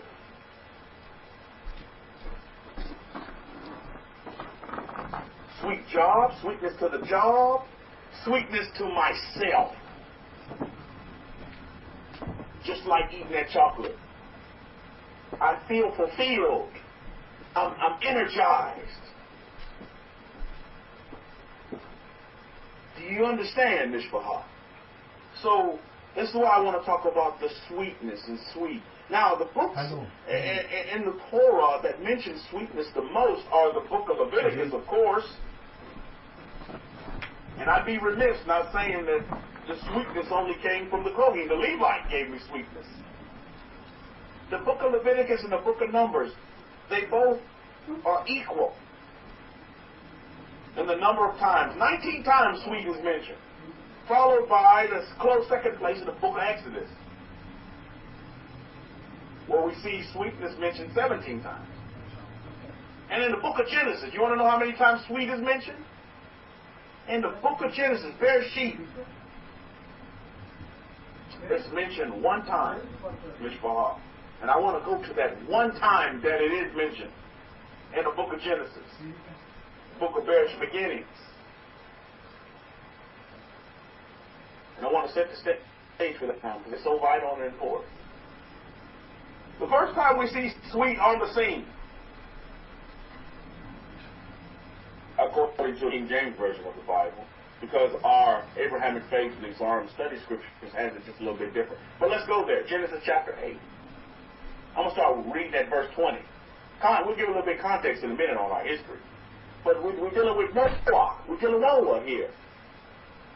Then it says in Genesis chapter 8, verse 20, then Noah built an altar to Yahweh and took every clean animal and of every clean bird and offered burnt offerings on the altar. Look at verse 21. And Yahweh smelled a soothing aroma. That's Abrahamic faith, Exarm study scripture translation. It says, and Yahweh smelled a soothing aroma. King James Version says, and Yahweh smelled a sweet aroma, sweetness, sweet aroma. And then Yahweh said in his heart, I will never again curse the earth for man's sake. Although, listen to what Yahweh says, although the imagination of man's heart is evil from his youth, nor will I again destroy every living thing that I have done. Listen to the case that Master Yahweh brings against man. Man's imagination. Can anybody give me another word, synonym for imagination? Man's imagination. See, this is one of the main things that you're going to have to change. Because your conditioning of your imagination has just been out there flapping. ODF. It's just out there flapping in the wind somewhere. So now you're going to have to regain and take control of your imagination. That's the case that the Master Yahweh brought against man. And if we know with the story, we're talking about Noah, so this happened after the flood. Man's imagination. Come on now, Mishpachah. This is why the Kohen, the son of Aaron, he's not focusing, pointing the finger at everybody else. He's telling you, look within yourself. Your imagination, man. You're going to have to change this. You've been unhappy for so long. If you want to get happy, it starts within. You don't have to wait on Jesus Christ to come back to get happy. You don't have to wait on Jesus How many of you are waiting on Jesus Christ to come back before you get happy? How many of you are waiting on Jesus Christ, the Messiah, Yeshua, waiting on Yeshua to come back before you find peace? I want peace now. I don't know about you guys, but I want peace right now. I need peace in my house now. I can't wait on Yeshua to return to get peace.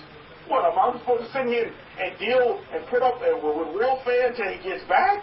Are you kidding me?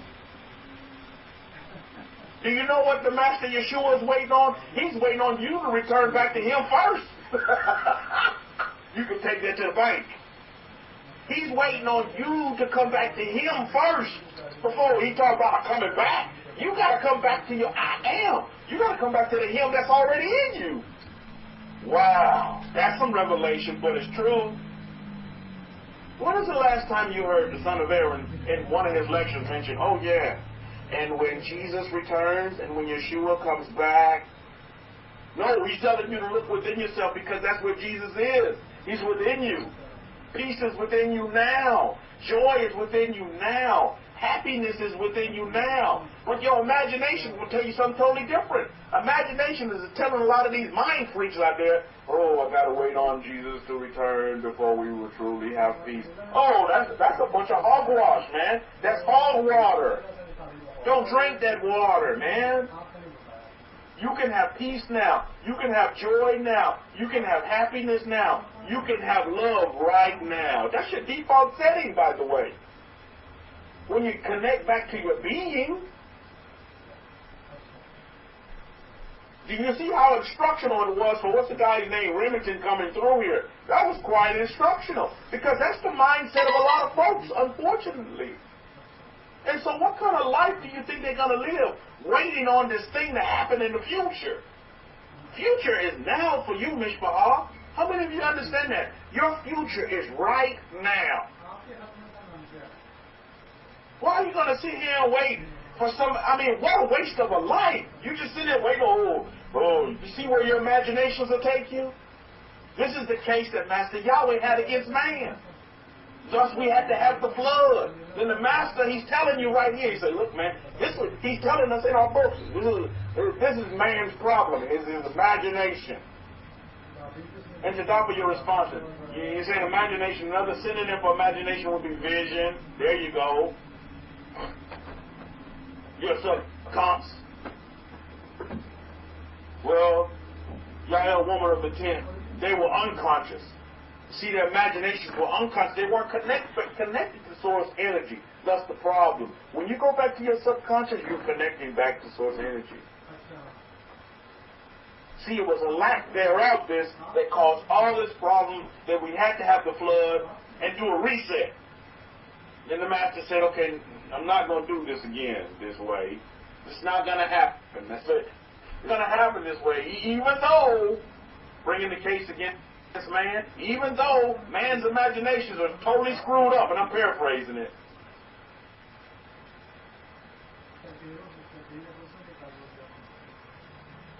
So Genesis chapter 8, verse 21, and Yahweh smelled a soothing aroma. Baruch Hashem.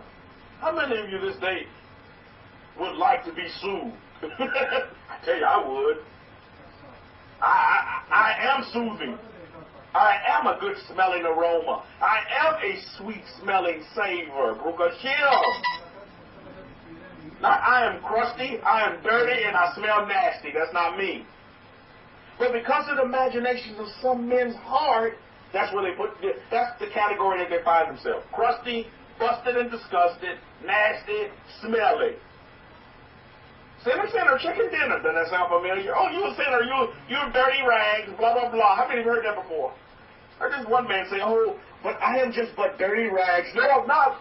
I'm fine linen. I'm fine linen. Baruch Hashem. So do you see how man's imagination, when I say man, woman is included in that, by the way. Oh, we are just but filthy rags, Rabbi. No, I'm not. Don't put me in your we category. I'm not with the we. Oh, but Pastor said we just but filthy, dirty rags. They'll sing songs about it. Oh, I'm a dirty rag. I'm a dirty rag. Oh, I'm so filthy. I'm a dirty rag. Hallelujah. Oh, no. The imagination of man. Man's imagination. I just gave you a demonstration. Oh, I'm just a dirty rag. Thank you, Jesus. Hallelujah. No, I'm not no dirty rag. Man's imagination.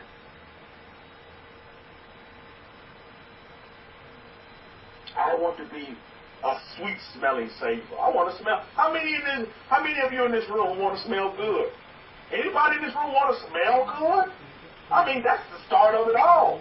I mean, you kind of want to smell good, right? I mean, come on, man. You want to smell good.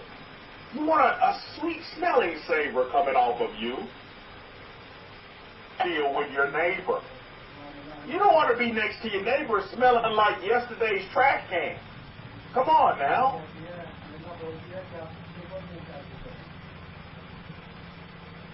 You want to smell good. And I would encourage you all on YouTube as well, is to want to smell good. Make that the desire of your heart. But you see, case study for human nature. Those that don't smell good on the outside is pretty good high indicator for what's on the inside. You understand what I mean? You see, because what was within will be manifested without. You see, on the outside, vice versa. So you have to get to that point where you want to smell good. You want to be sweet. You want to be soothing. You want this soothing aroma. You want this sweet smell about yourself. The sweetness of the Torah will do that for you as well. The Torah is sweet. It's sweet to me. It's very, very sweet. Now, tell me something real quick. In your experience, what attracts things to you? Something that smells sweet or something that smells smelly? Something that smells just dirt nasty. A couple of day-old baby diapers, which I'll be dealing with in a few months to be a Brooklyn Shell. What attracts people to you? What will attract humanity to you? Something that's sweet smelling? Something that's has a good aroma to it? Or something over here that smells like 10,000 years of dirty socks?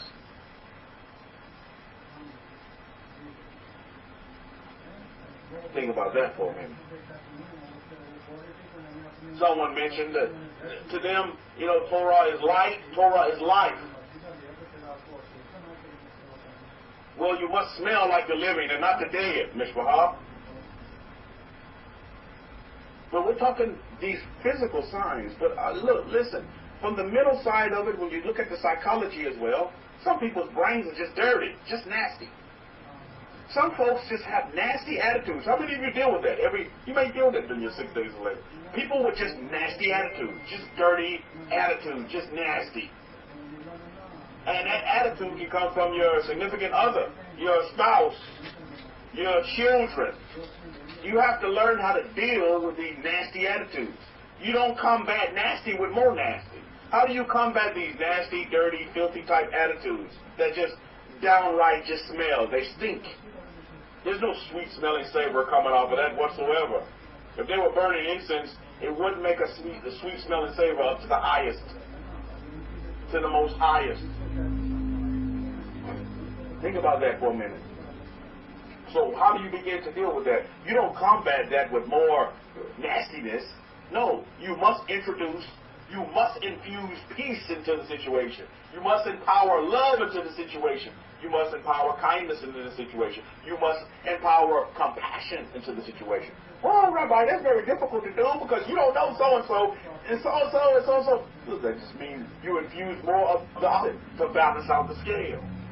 But you don't tip the scale on one side by adding more of the drama. Great lesson to be learned. But Rabbi, you just don't know. They said this against me and this, and so I got to come back with something sometimes. The best comeback is nothing. I'm going to say that again. Sometimes the best comeback for someone who's mentally challenged is no comeback at all. But Rabbi, I can't let him one-up me. Yes, you can. Because in your quietness, you're one-upping him or her. You understand what I'm saying? I know you all deal with this. probably every day in your goings, in your sojournings. You deal with this. You're going to find these kind of people. Always remember in the back of your mind, in the spirit of our Shavuot, in the spirit of our Pentecost, the sweetness of the Torah. You walk around here saying you're sweet. Say, I'm sweet right now. Say, I am sweet. Ooh-wee, I'm sweet. I'm sweet. When that husband gets on your nerves, I am sweet. That wife getting on your last nerve, I'm sweet. When those children have pushed you to the point of festivity, I am sweet. You see? This is how you begin to change and make that paradigm shift that's much needed so that you can connect back to your I am. To that inner man, that inner woman within you that resides in this state of peace, of humility, of joy, of love, of compassion, of completeness. You see, because to many other folks, see the ones that can't hack it, and you know, according to myself, we never concern ourselves with numbers. Your message is saying, what you are saying is, if you don't have anything good to say, don't say anything. Oh, indeed. But even more importantly than saying it, don't think. You see, because you can think, oh, on the outside, you may be sweet. You. Oh, yeah, I'm doing what Rabbi Kefa said. I'm not going to say anything. But in your thinking, in your imagination, you said, I'm going to kill this ML. You understand what I'm saying? Here we go. You see, you can't correct one without the other. Because you're thinking, oh no, I'm gonna hang this dude, but I'm just gonna do this dude so much wrong, but you're smiling on the outside and you haven't said anything, but you're thinking it. Our thought process. And that will take a lot of experience to correct.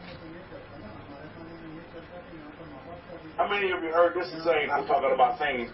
How many of you have heard this saying? Is that you can't teach an old dog new tricks. Anybody heard that before?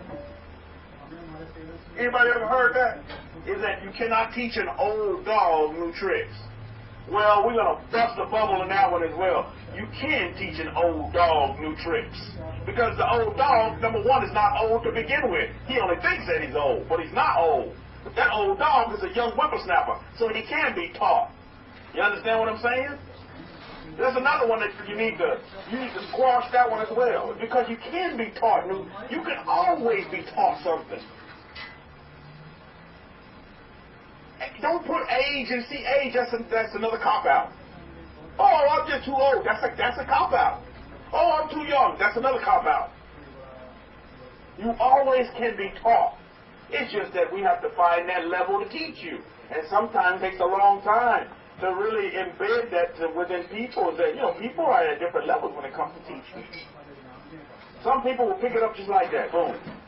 The wise will understand. Others, they have to marinate on it for a minute, do some meditation for about 5 or 6 days, maybe even a month, and then boom, they say, oh, Rabbi, I got it. And when you get it, you got it. When you got it, you got it. You understand what I'm saying? So this is why it's very important that we always, as humble, happy servants for the Creator of the heavens and the universe, and as a student of the Kohen, I always have to exercise an extra portion of patience. You know what I mean? Exercise an extra dose, portion of patience. That'd be a good lecture. Title, Portion of Patience. You have to be patient with your family members, your friends and your loved ones. You have to be patient with the Jew and the Gentile alike. You must be patient with. This is one of the greatest character traits that you can develop for yourself. It's an extra dose of patience. People are going to come at you the wrong way. Be patient. People are going to say things against you. Be patient. People are going to tell you they hate you. Be patient. People are going to do all manner of things evil against you. Be patient. That's another good one as well. I am patient. I am patient. Just like you are sweet. You're sweet. You're sweet. And some cultures, you say you're sweet, they think you're something else. But sweet is sweet is sweet. Jehovah is sweet. It's sweet. It's sweeter than sweet. Because it meets every one of my desires, every one of my goals. I'm fulfilled within the Torah. And I thank you, Moses. Thank you for your Torah. That you left us. What a great legacy that was left by Moshe. To this day, Moses doesn't get enough credit in my opinion, but I'm going to give him credit. But yet he does in a roundabout way. It's just people don't acknowledge him rightly. Because every Bible here that you'll find will have its first 5 books in there first, right? The Bible, majority of the Bibles that I looked at has it that way. His first 5 books are first. The first 5 books are first. Book of Shem.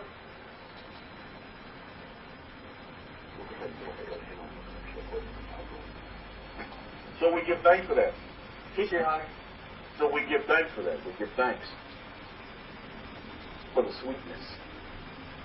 You see, but as I was stating earlier, for some folks, Torah is going to be bitter. It's going to be bitter. Let's go back and continue reading, and we see the first sweetness here in the book of Genesis, book of Bereshit. And the sweetness is dealing with Noah, so no surprise there. When Yahweh smelled a soothing aroma, it was Noah that had initiated, took the action for this sweet-smelling savor, for this soothing aroma. The charge Master Yahweh has against man, again in Genesis chapter 8, verse 21, and Yahweh smelled the soothing aroma. Then Yahweh said in his heart, I will never again curse the earth for man's sake, although the imagination of man's heart is evil from his youth. Nor will I again that I have done. Look at verse 22 of Genesis chapter 8. While the earth remains, seed time, harvest, and cold and heat, and winter and summer, and day and night shall not cease. Oh, thank you, Master Yahweh. Thank you, Noah. Thank you to Noah for being faithful and being obedient. And what do we see? We go to Genesis chapter 9, verse 1, and our books tell us that Elohim blessed Noah and his sons and said to them, be fruitful and multiply and replenish the earth. What a great testimony. What a great reward, you see. And I'm going to read chapter 9, verse 2. And the fear of you and the dread of you shall be upon every beast of the earth, and upon the bird, and upon every bird of the air, and all that moves on the earth, and in all the fish of the sea. For they are given unto your hand. For they are given unto your hand. They are given unto your hand. For they are given unto your hand. So why are we running around here fearing animals?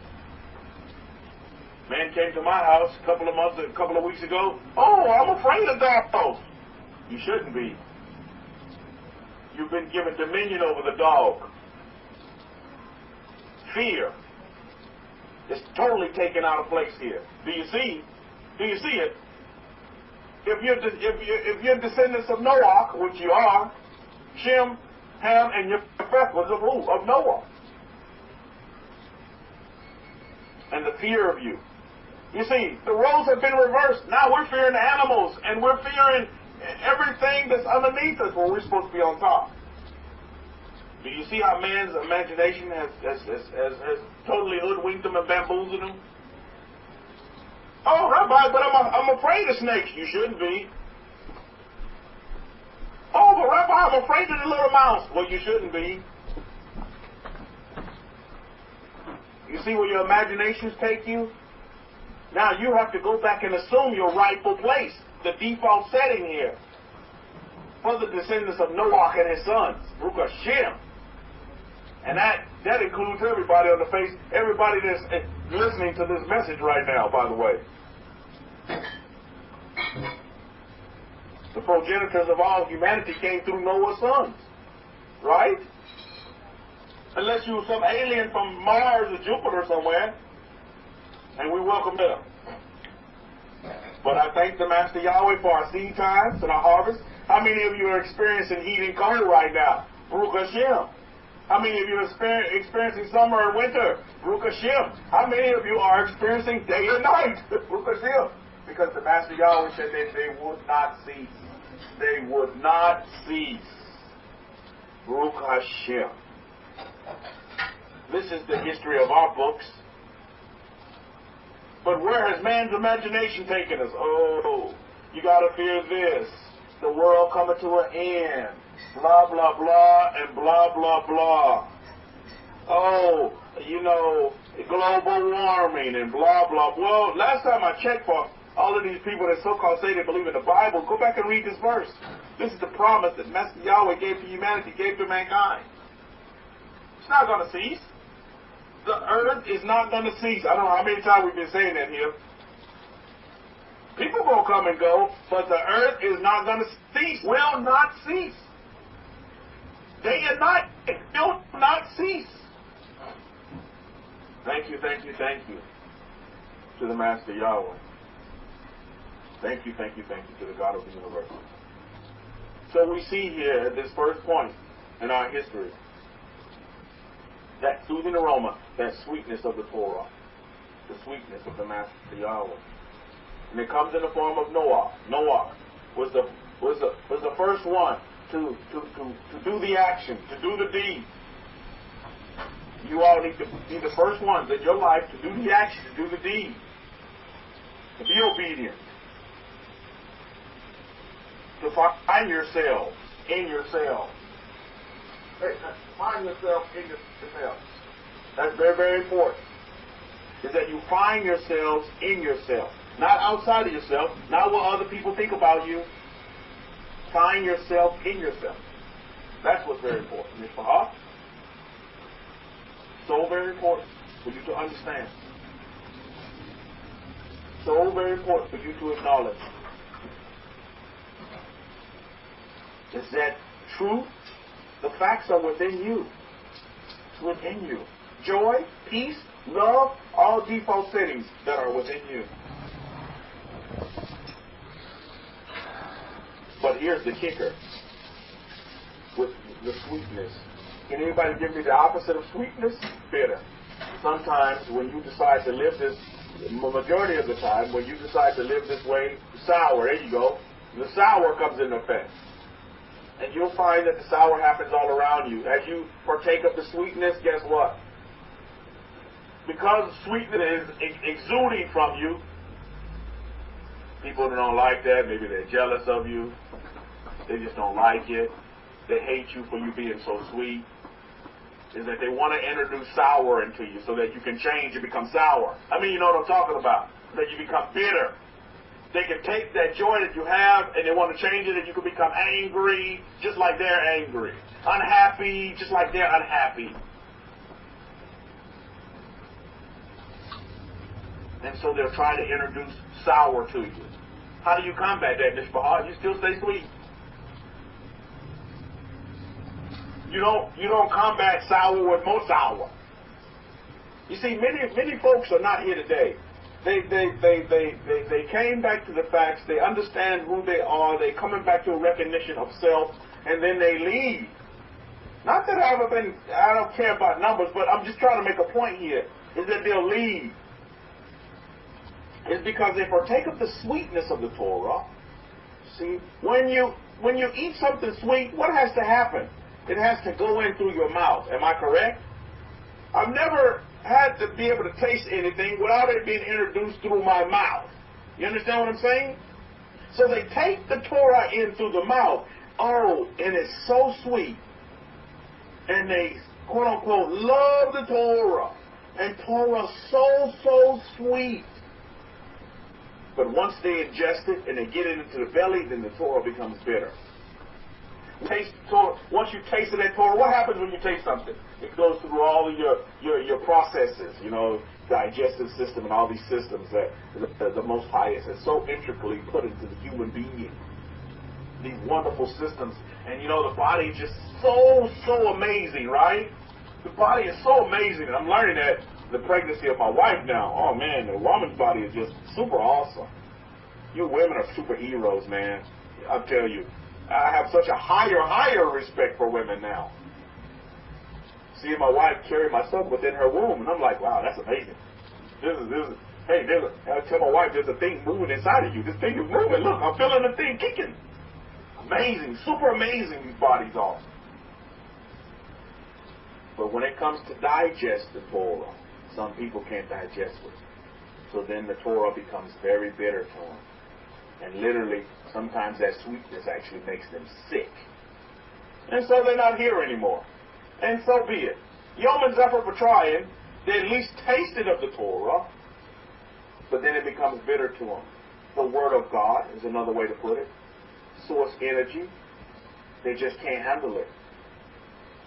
They either regurgitate it or it comes out the other hole down there as waste, because they just can't handle it. And you can take this and apply this the same way with religions. A religion's taste of the Torah, and it's so sweet, but they don't know how to handle it, so it becomes bitter to them, to where Torah doesn't work for them. You know, so laws, they don't know how to apply them, and they change them, and they don't. Then they dilute it to where you you're making Kool-Aid, but by the time you put so much water in it, the Kool-Aid looks just like water, and not your favorite red Kool-Aid or your great favorite Kool-Aid that you like to drink. You understand what I'm saying? Then it just becomes so bitter to where nobody wants to partake of it anymore. That's how I was in religion. It just got so bitter to me. I didn't want to partake of that, and I didn't want to drink from that cup anymore. How many of you know what I'm talking about? That's what happens. It starts out sweet. Oh, as you take it in, oh, this is the next best thing next to sliced bread. Oh, this is great. And then what happens? That becomes old. You're tasting it, and then it doesn't taste like it does anymore. Actually, it gets a bitter taste. You get it down, and you begin to digest it, and you realize, oh, this stuff is just straight nasty. I don't want to eat this. It's nasty. This is actually doing more harm to my body than it is doing good. But it tasted good when I took it in.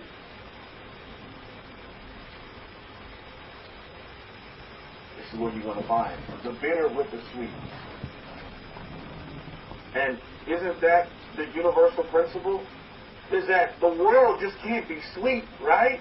You must have some bitter in it. But the bitter is put into the world to even make you more sweeter.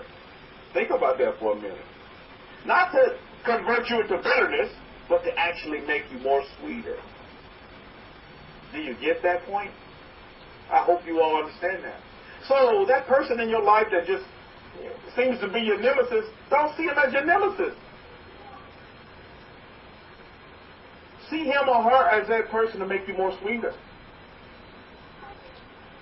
To make you use to enhance those great character traits that you already have. Compassion, love, kindness, peace, joy, happiness. You seeing it, Mishpahah? That's what life in a nutshell is all about. So don't be surprised when the bitterness hits you and slaps you in the face.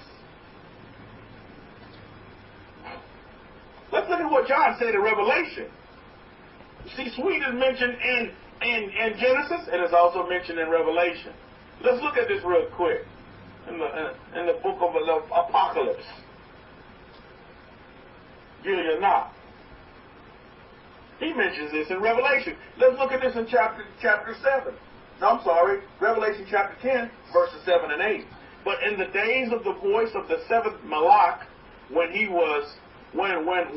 shall begin to blow the shofar, the mystery of Yahweh should be finished, as he has declared to his servants, the prophets.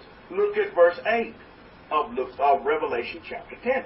And the voice which I heard from Shemaim spoke to me again, saying,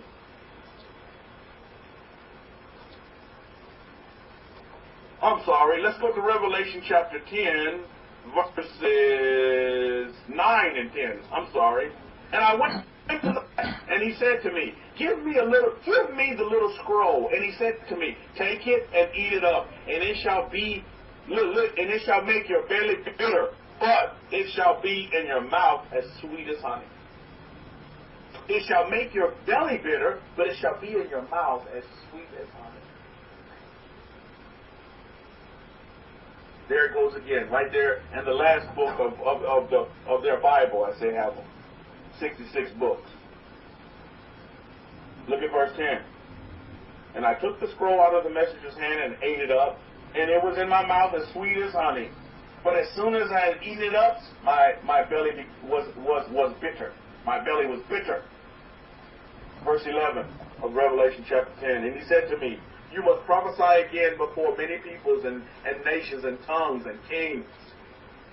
Ending that chapter 10 of Revelation. The bitterness.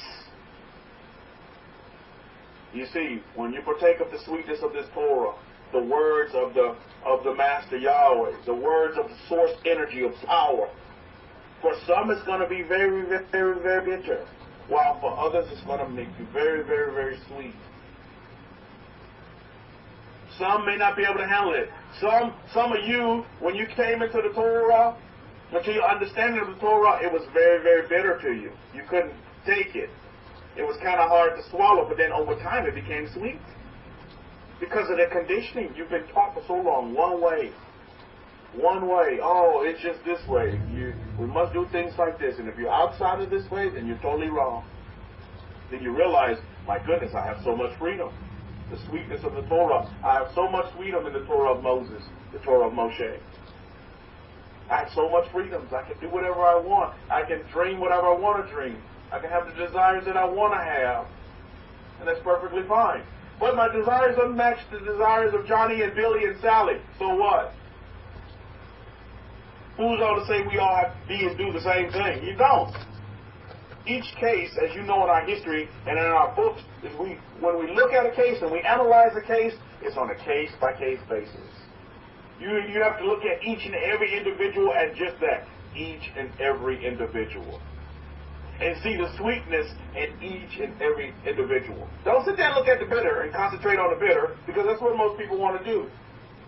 They want to put the focus on the bitter. Well, how do you add more sugar to the bitter to make it sweet? How many of you like to drink lemonade? I like to drink lemonade.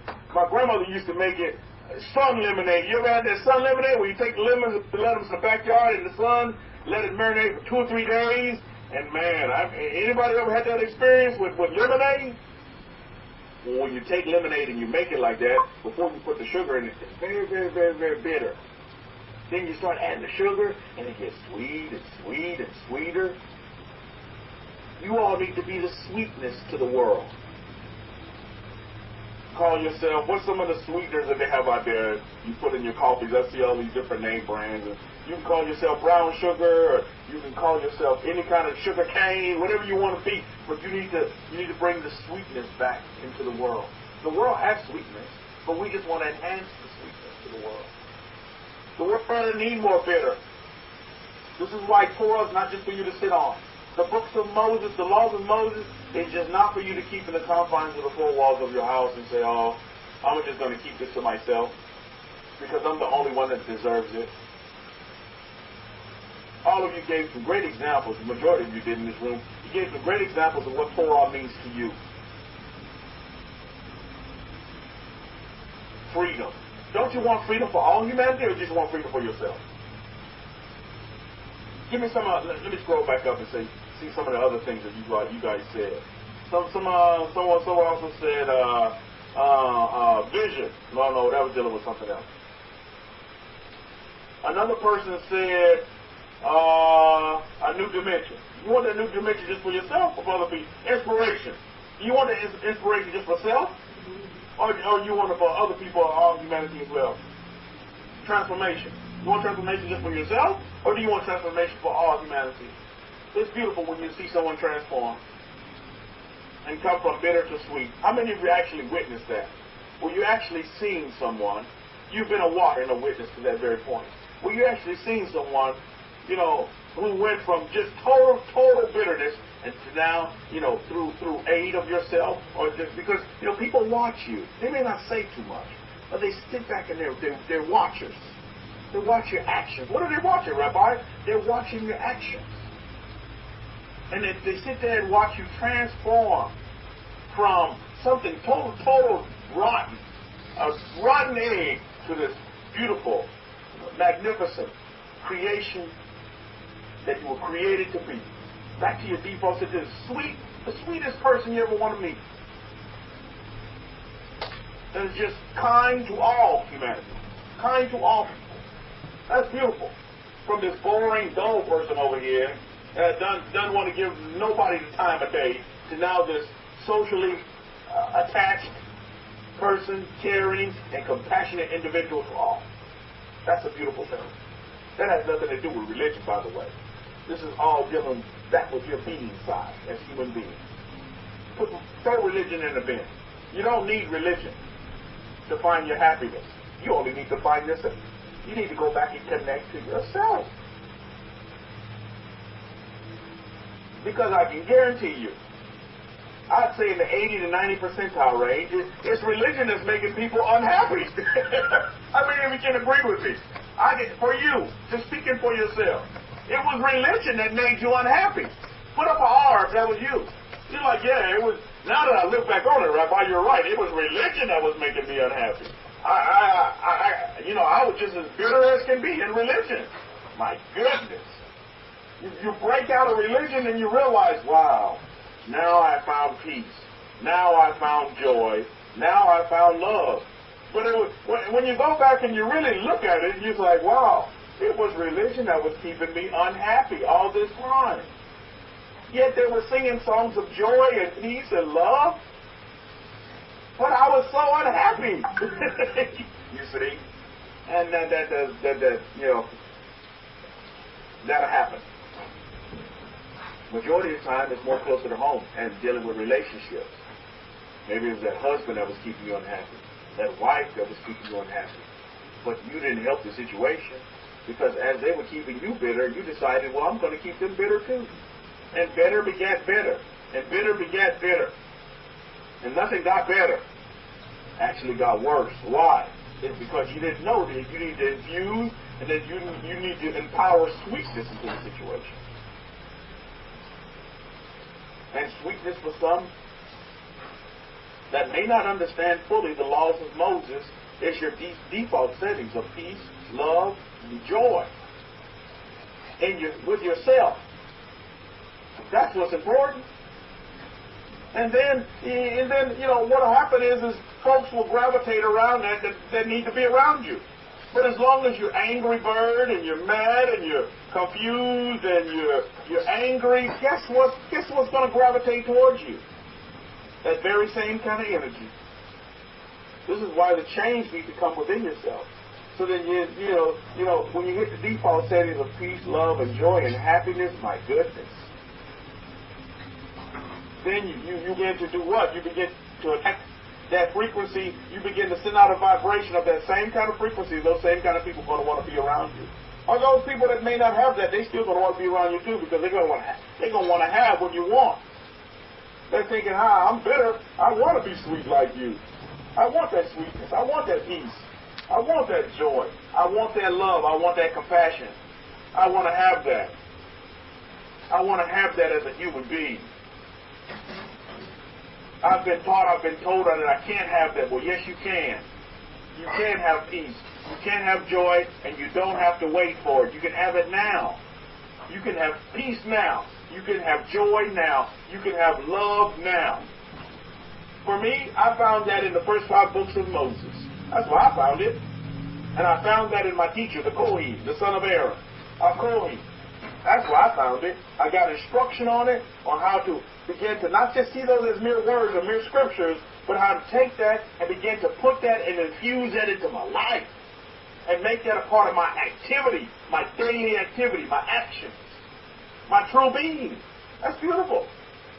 Thank you to Moshe. Thank you to Musa. Thank you to Moses.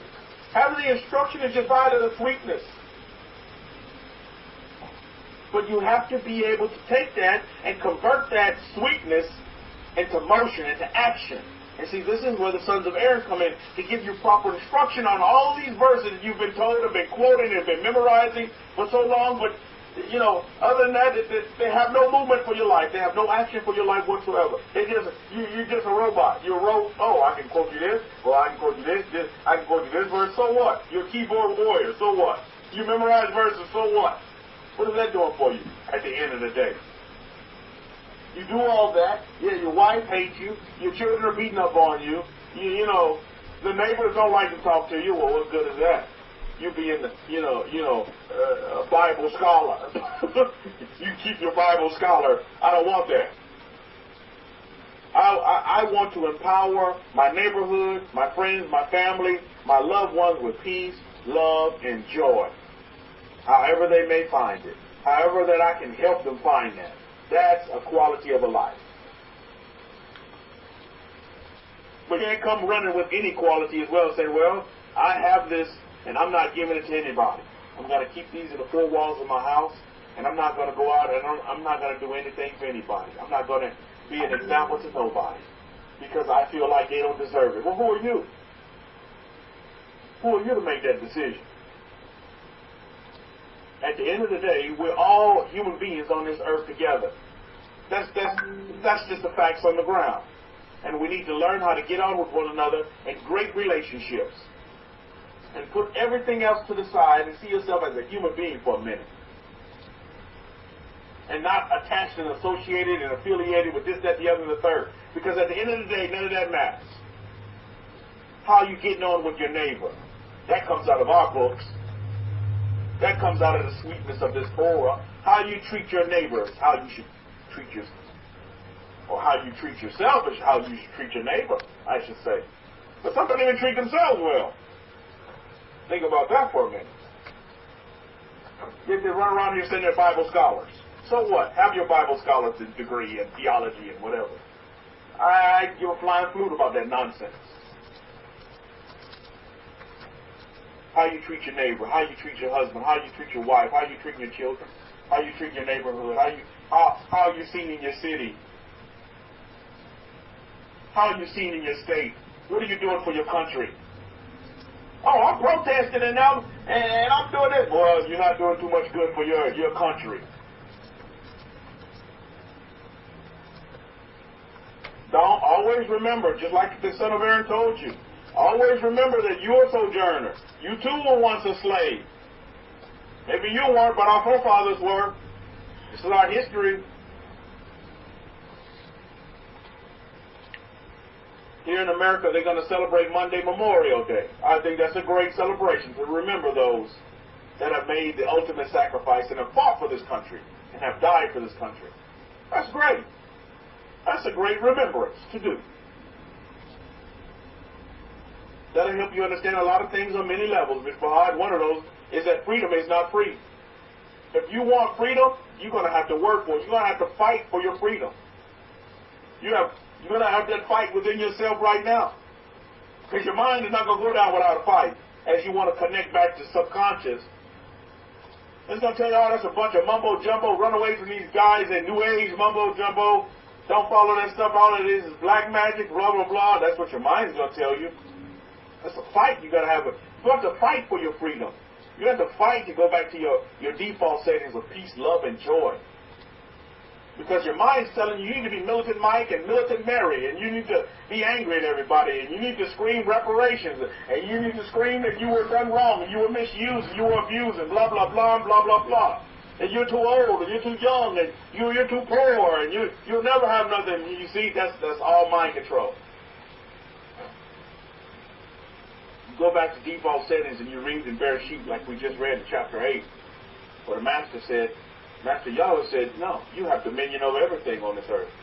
You have control. You don't have to fear anything. You shouldn't fear money. You should embrace money. You shouldn't fear relationships. You should embrace relationships. You shouldn't fear anything. You don't have to have a fear of nothing. That's default setting, Mishpah. Bitter and sweet. You must have these two in this life. And the bitter just helps make you sweeter. Not to have bitter to put you in more bitterness. No. Maybe some of you have been bitter for a while. Now you appreciate being bitter because you see the sweetness, and it gives you a higher appreciation for having it sweet. Because you tasted bitter, and it didn't taste good, and you didn't like it. You see, now you know what you do like, what you do desire, because you have appreciated, and you have been there on the other side of the stick, on the bitter side. I appreciate the bitter relationships that I have, because now I know what a heavenly relationship is. I know what a sweet relationship is. Do you understand? It's just an example. So I give thanks to source energy. I give thanks to my Kohen for direction and guidance and instruction. That I followed, by the way. Same way with Noah. Noah followed, by the way, the instruction and the guidance that was given to him. Could you imagine Noah not building the ark? He was given instruction to build an ark, but he did not do it. Because of what? Imaginations? Oh, there's never been no flood. It never rained before, never. Why all of a sudden you think it's going to rain? It never happened before. Let's just go back and look at history, Noah. It has never rained. Why are you going to sit here wasting all of your energy and time on this when you could be with your family, making more babies, blah, blah, blah. You see where it goes? You see, it's just a rabbit hole. But Noah didn't run with his imaginations. He embraced instruction and guidance. He took the guidance that was given to him in instruction, and he followed through. Now, I'm pretty sure many people are talking about Noah. Noah, what the hell are you doing building this boat? It has never rained before, and you building a boat? Are you kidding me? Just like you're going to get the same thing. You're going to have folks around saying, you're crazy. Why are you doing that? You don't have to meditate. Pastor says you must pray this way. You must do things this way, that way, blah, blah, blah, blah, blah, blah. You must be angry bird like I'm angry bird. God will have mercy on you, blah, blah, blah, blah, blah, blah. See, that's the bitter. Infuse sweetness into that situation. Show peace and love, compassion, and have some understanding that, look, this person just doesn't understand the way I understand. And that's okay. This person just don't believe the way I believe. That's perfectly okay. At the end of the day, I'm asking you, hey, are you happy? Do you have peace within yourself? And if you do, hey, you can roll with whatever sweetener you want to put in there. For me, my sweetener is the Torah of Moses. That may not be the sweetener. Some of you listening via YouTube right now, that may not be your sweetener, the Torah of Moses. So be it. I just want you to find your happiness and your joy and your peace. Me, I found my sweetness. My sweetness is in the Torah of Moshe, and will always be that way. But for others, it may be something else. And I say, are you happy? Do you have joy? Do you have peace within yourself? You don't have to manufacture it. It's going to come from within. Because it seems like every time man puts his hands on something, he messes it up. But when it comes from within, then it's original. It's true. And it can put up and it can be put up and held up against any test of anything, any kind of test. The test of time, the test of loyalty, the test of anything, the test of love. It can hold up to it because it's original. It's real. It's not manufactured where you just turn it on and turn it off on Sundays at Sunday church. No, this is real. Where it becomes a part of every day. That's the sweetness. That's sweet. And Torah does that for me. So the spirit, in the spirit of our Shavuot, in the spirit of our Pentecost, that's what it means to me, Mr. Muhammad. That's what it means, sweet. So on that note, I'll wrap it up for today. And we'll leave it up for any questions or concerns. So if you guys need any assistance in your scripting, please. Subconscious 360, how many of you picked up on the Subconscious 360? I'm using it on my computer and I'm super happy. Super happy. And yeah, it's dealing with my subconscious and putting me in the right frame and state of mind every day. pick up on that subconscious 360 is really beneficial to you. Really help you in your way. So then we'll wrap it back up. We'll turn it back over to the Kohen. I wish you all great celebrations for our Pentecost. I tell you, I just had a brain flash of, the Pentecost that I received in Christianity. I'm like, oh, this Pentecost when the Holy Spirit came down. How many of you know that Pentecost? And I had a flash, and I was like, wow, how far I've come. You received the Holy Spirit, Pentecost. Oh, yeah. So truly, I'm truly grateful, and thank you to the universe, and thank you to the God of Israel for understanding and wisdom of our history, and not this mumbo-jumbo imagination of a Holy Spirit and speaking in tongues, blah, blah, blah. Oh, you Pentecost, you received the Pentecost. Oh, no. Thank you to the universe. So you all have a wonderful high holy day, high set-apart days, and remember what Moses did, and what does Torah mean to you. Celebrate the Torah. The Torah is sweet. Torah is beautiful. Torah is all those things that you need to connect back to source energy. That's what you need. All of humanity needs that. Okay, back over to you, Akohi. Bitter and sweet. Bitter and sweet.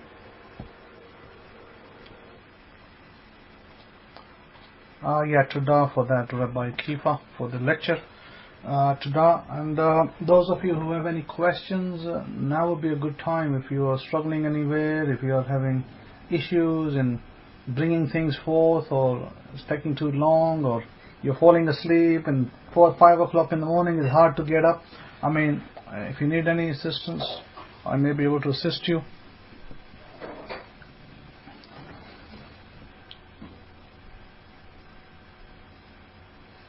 Okay, looks like everybody is okay with their scripts. Okay, that is great. So with that, we'll wrap up, and we'll say have a great Sabbath in North America. Enjoy your Memorial Days on Monday. The holiday is coming up, and we'll see you next week. Of course, the lunar calendar festival is still about 2 weeks away. So you got 2 weeks off by 8th of September. 8th of June. 9th of June. That's going to be Sunday. So there's at least 14-15 days there. Keep on the good work. Keep on shining the light. Hashem Yahweh. Have a great week ahead. Shalom, shalom.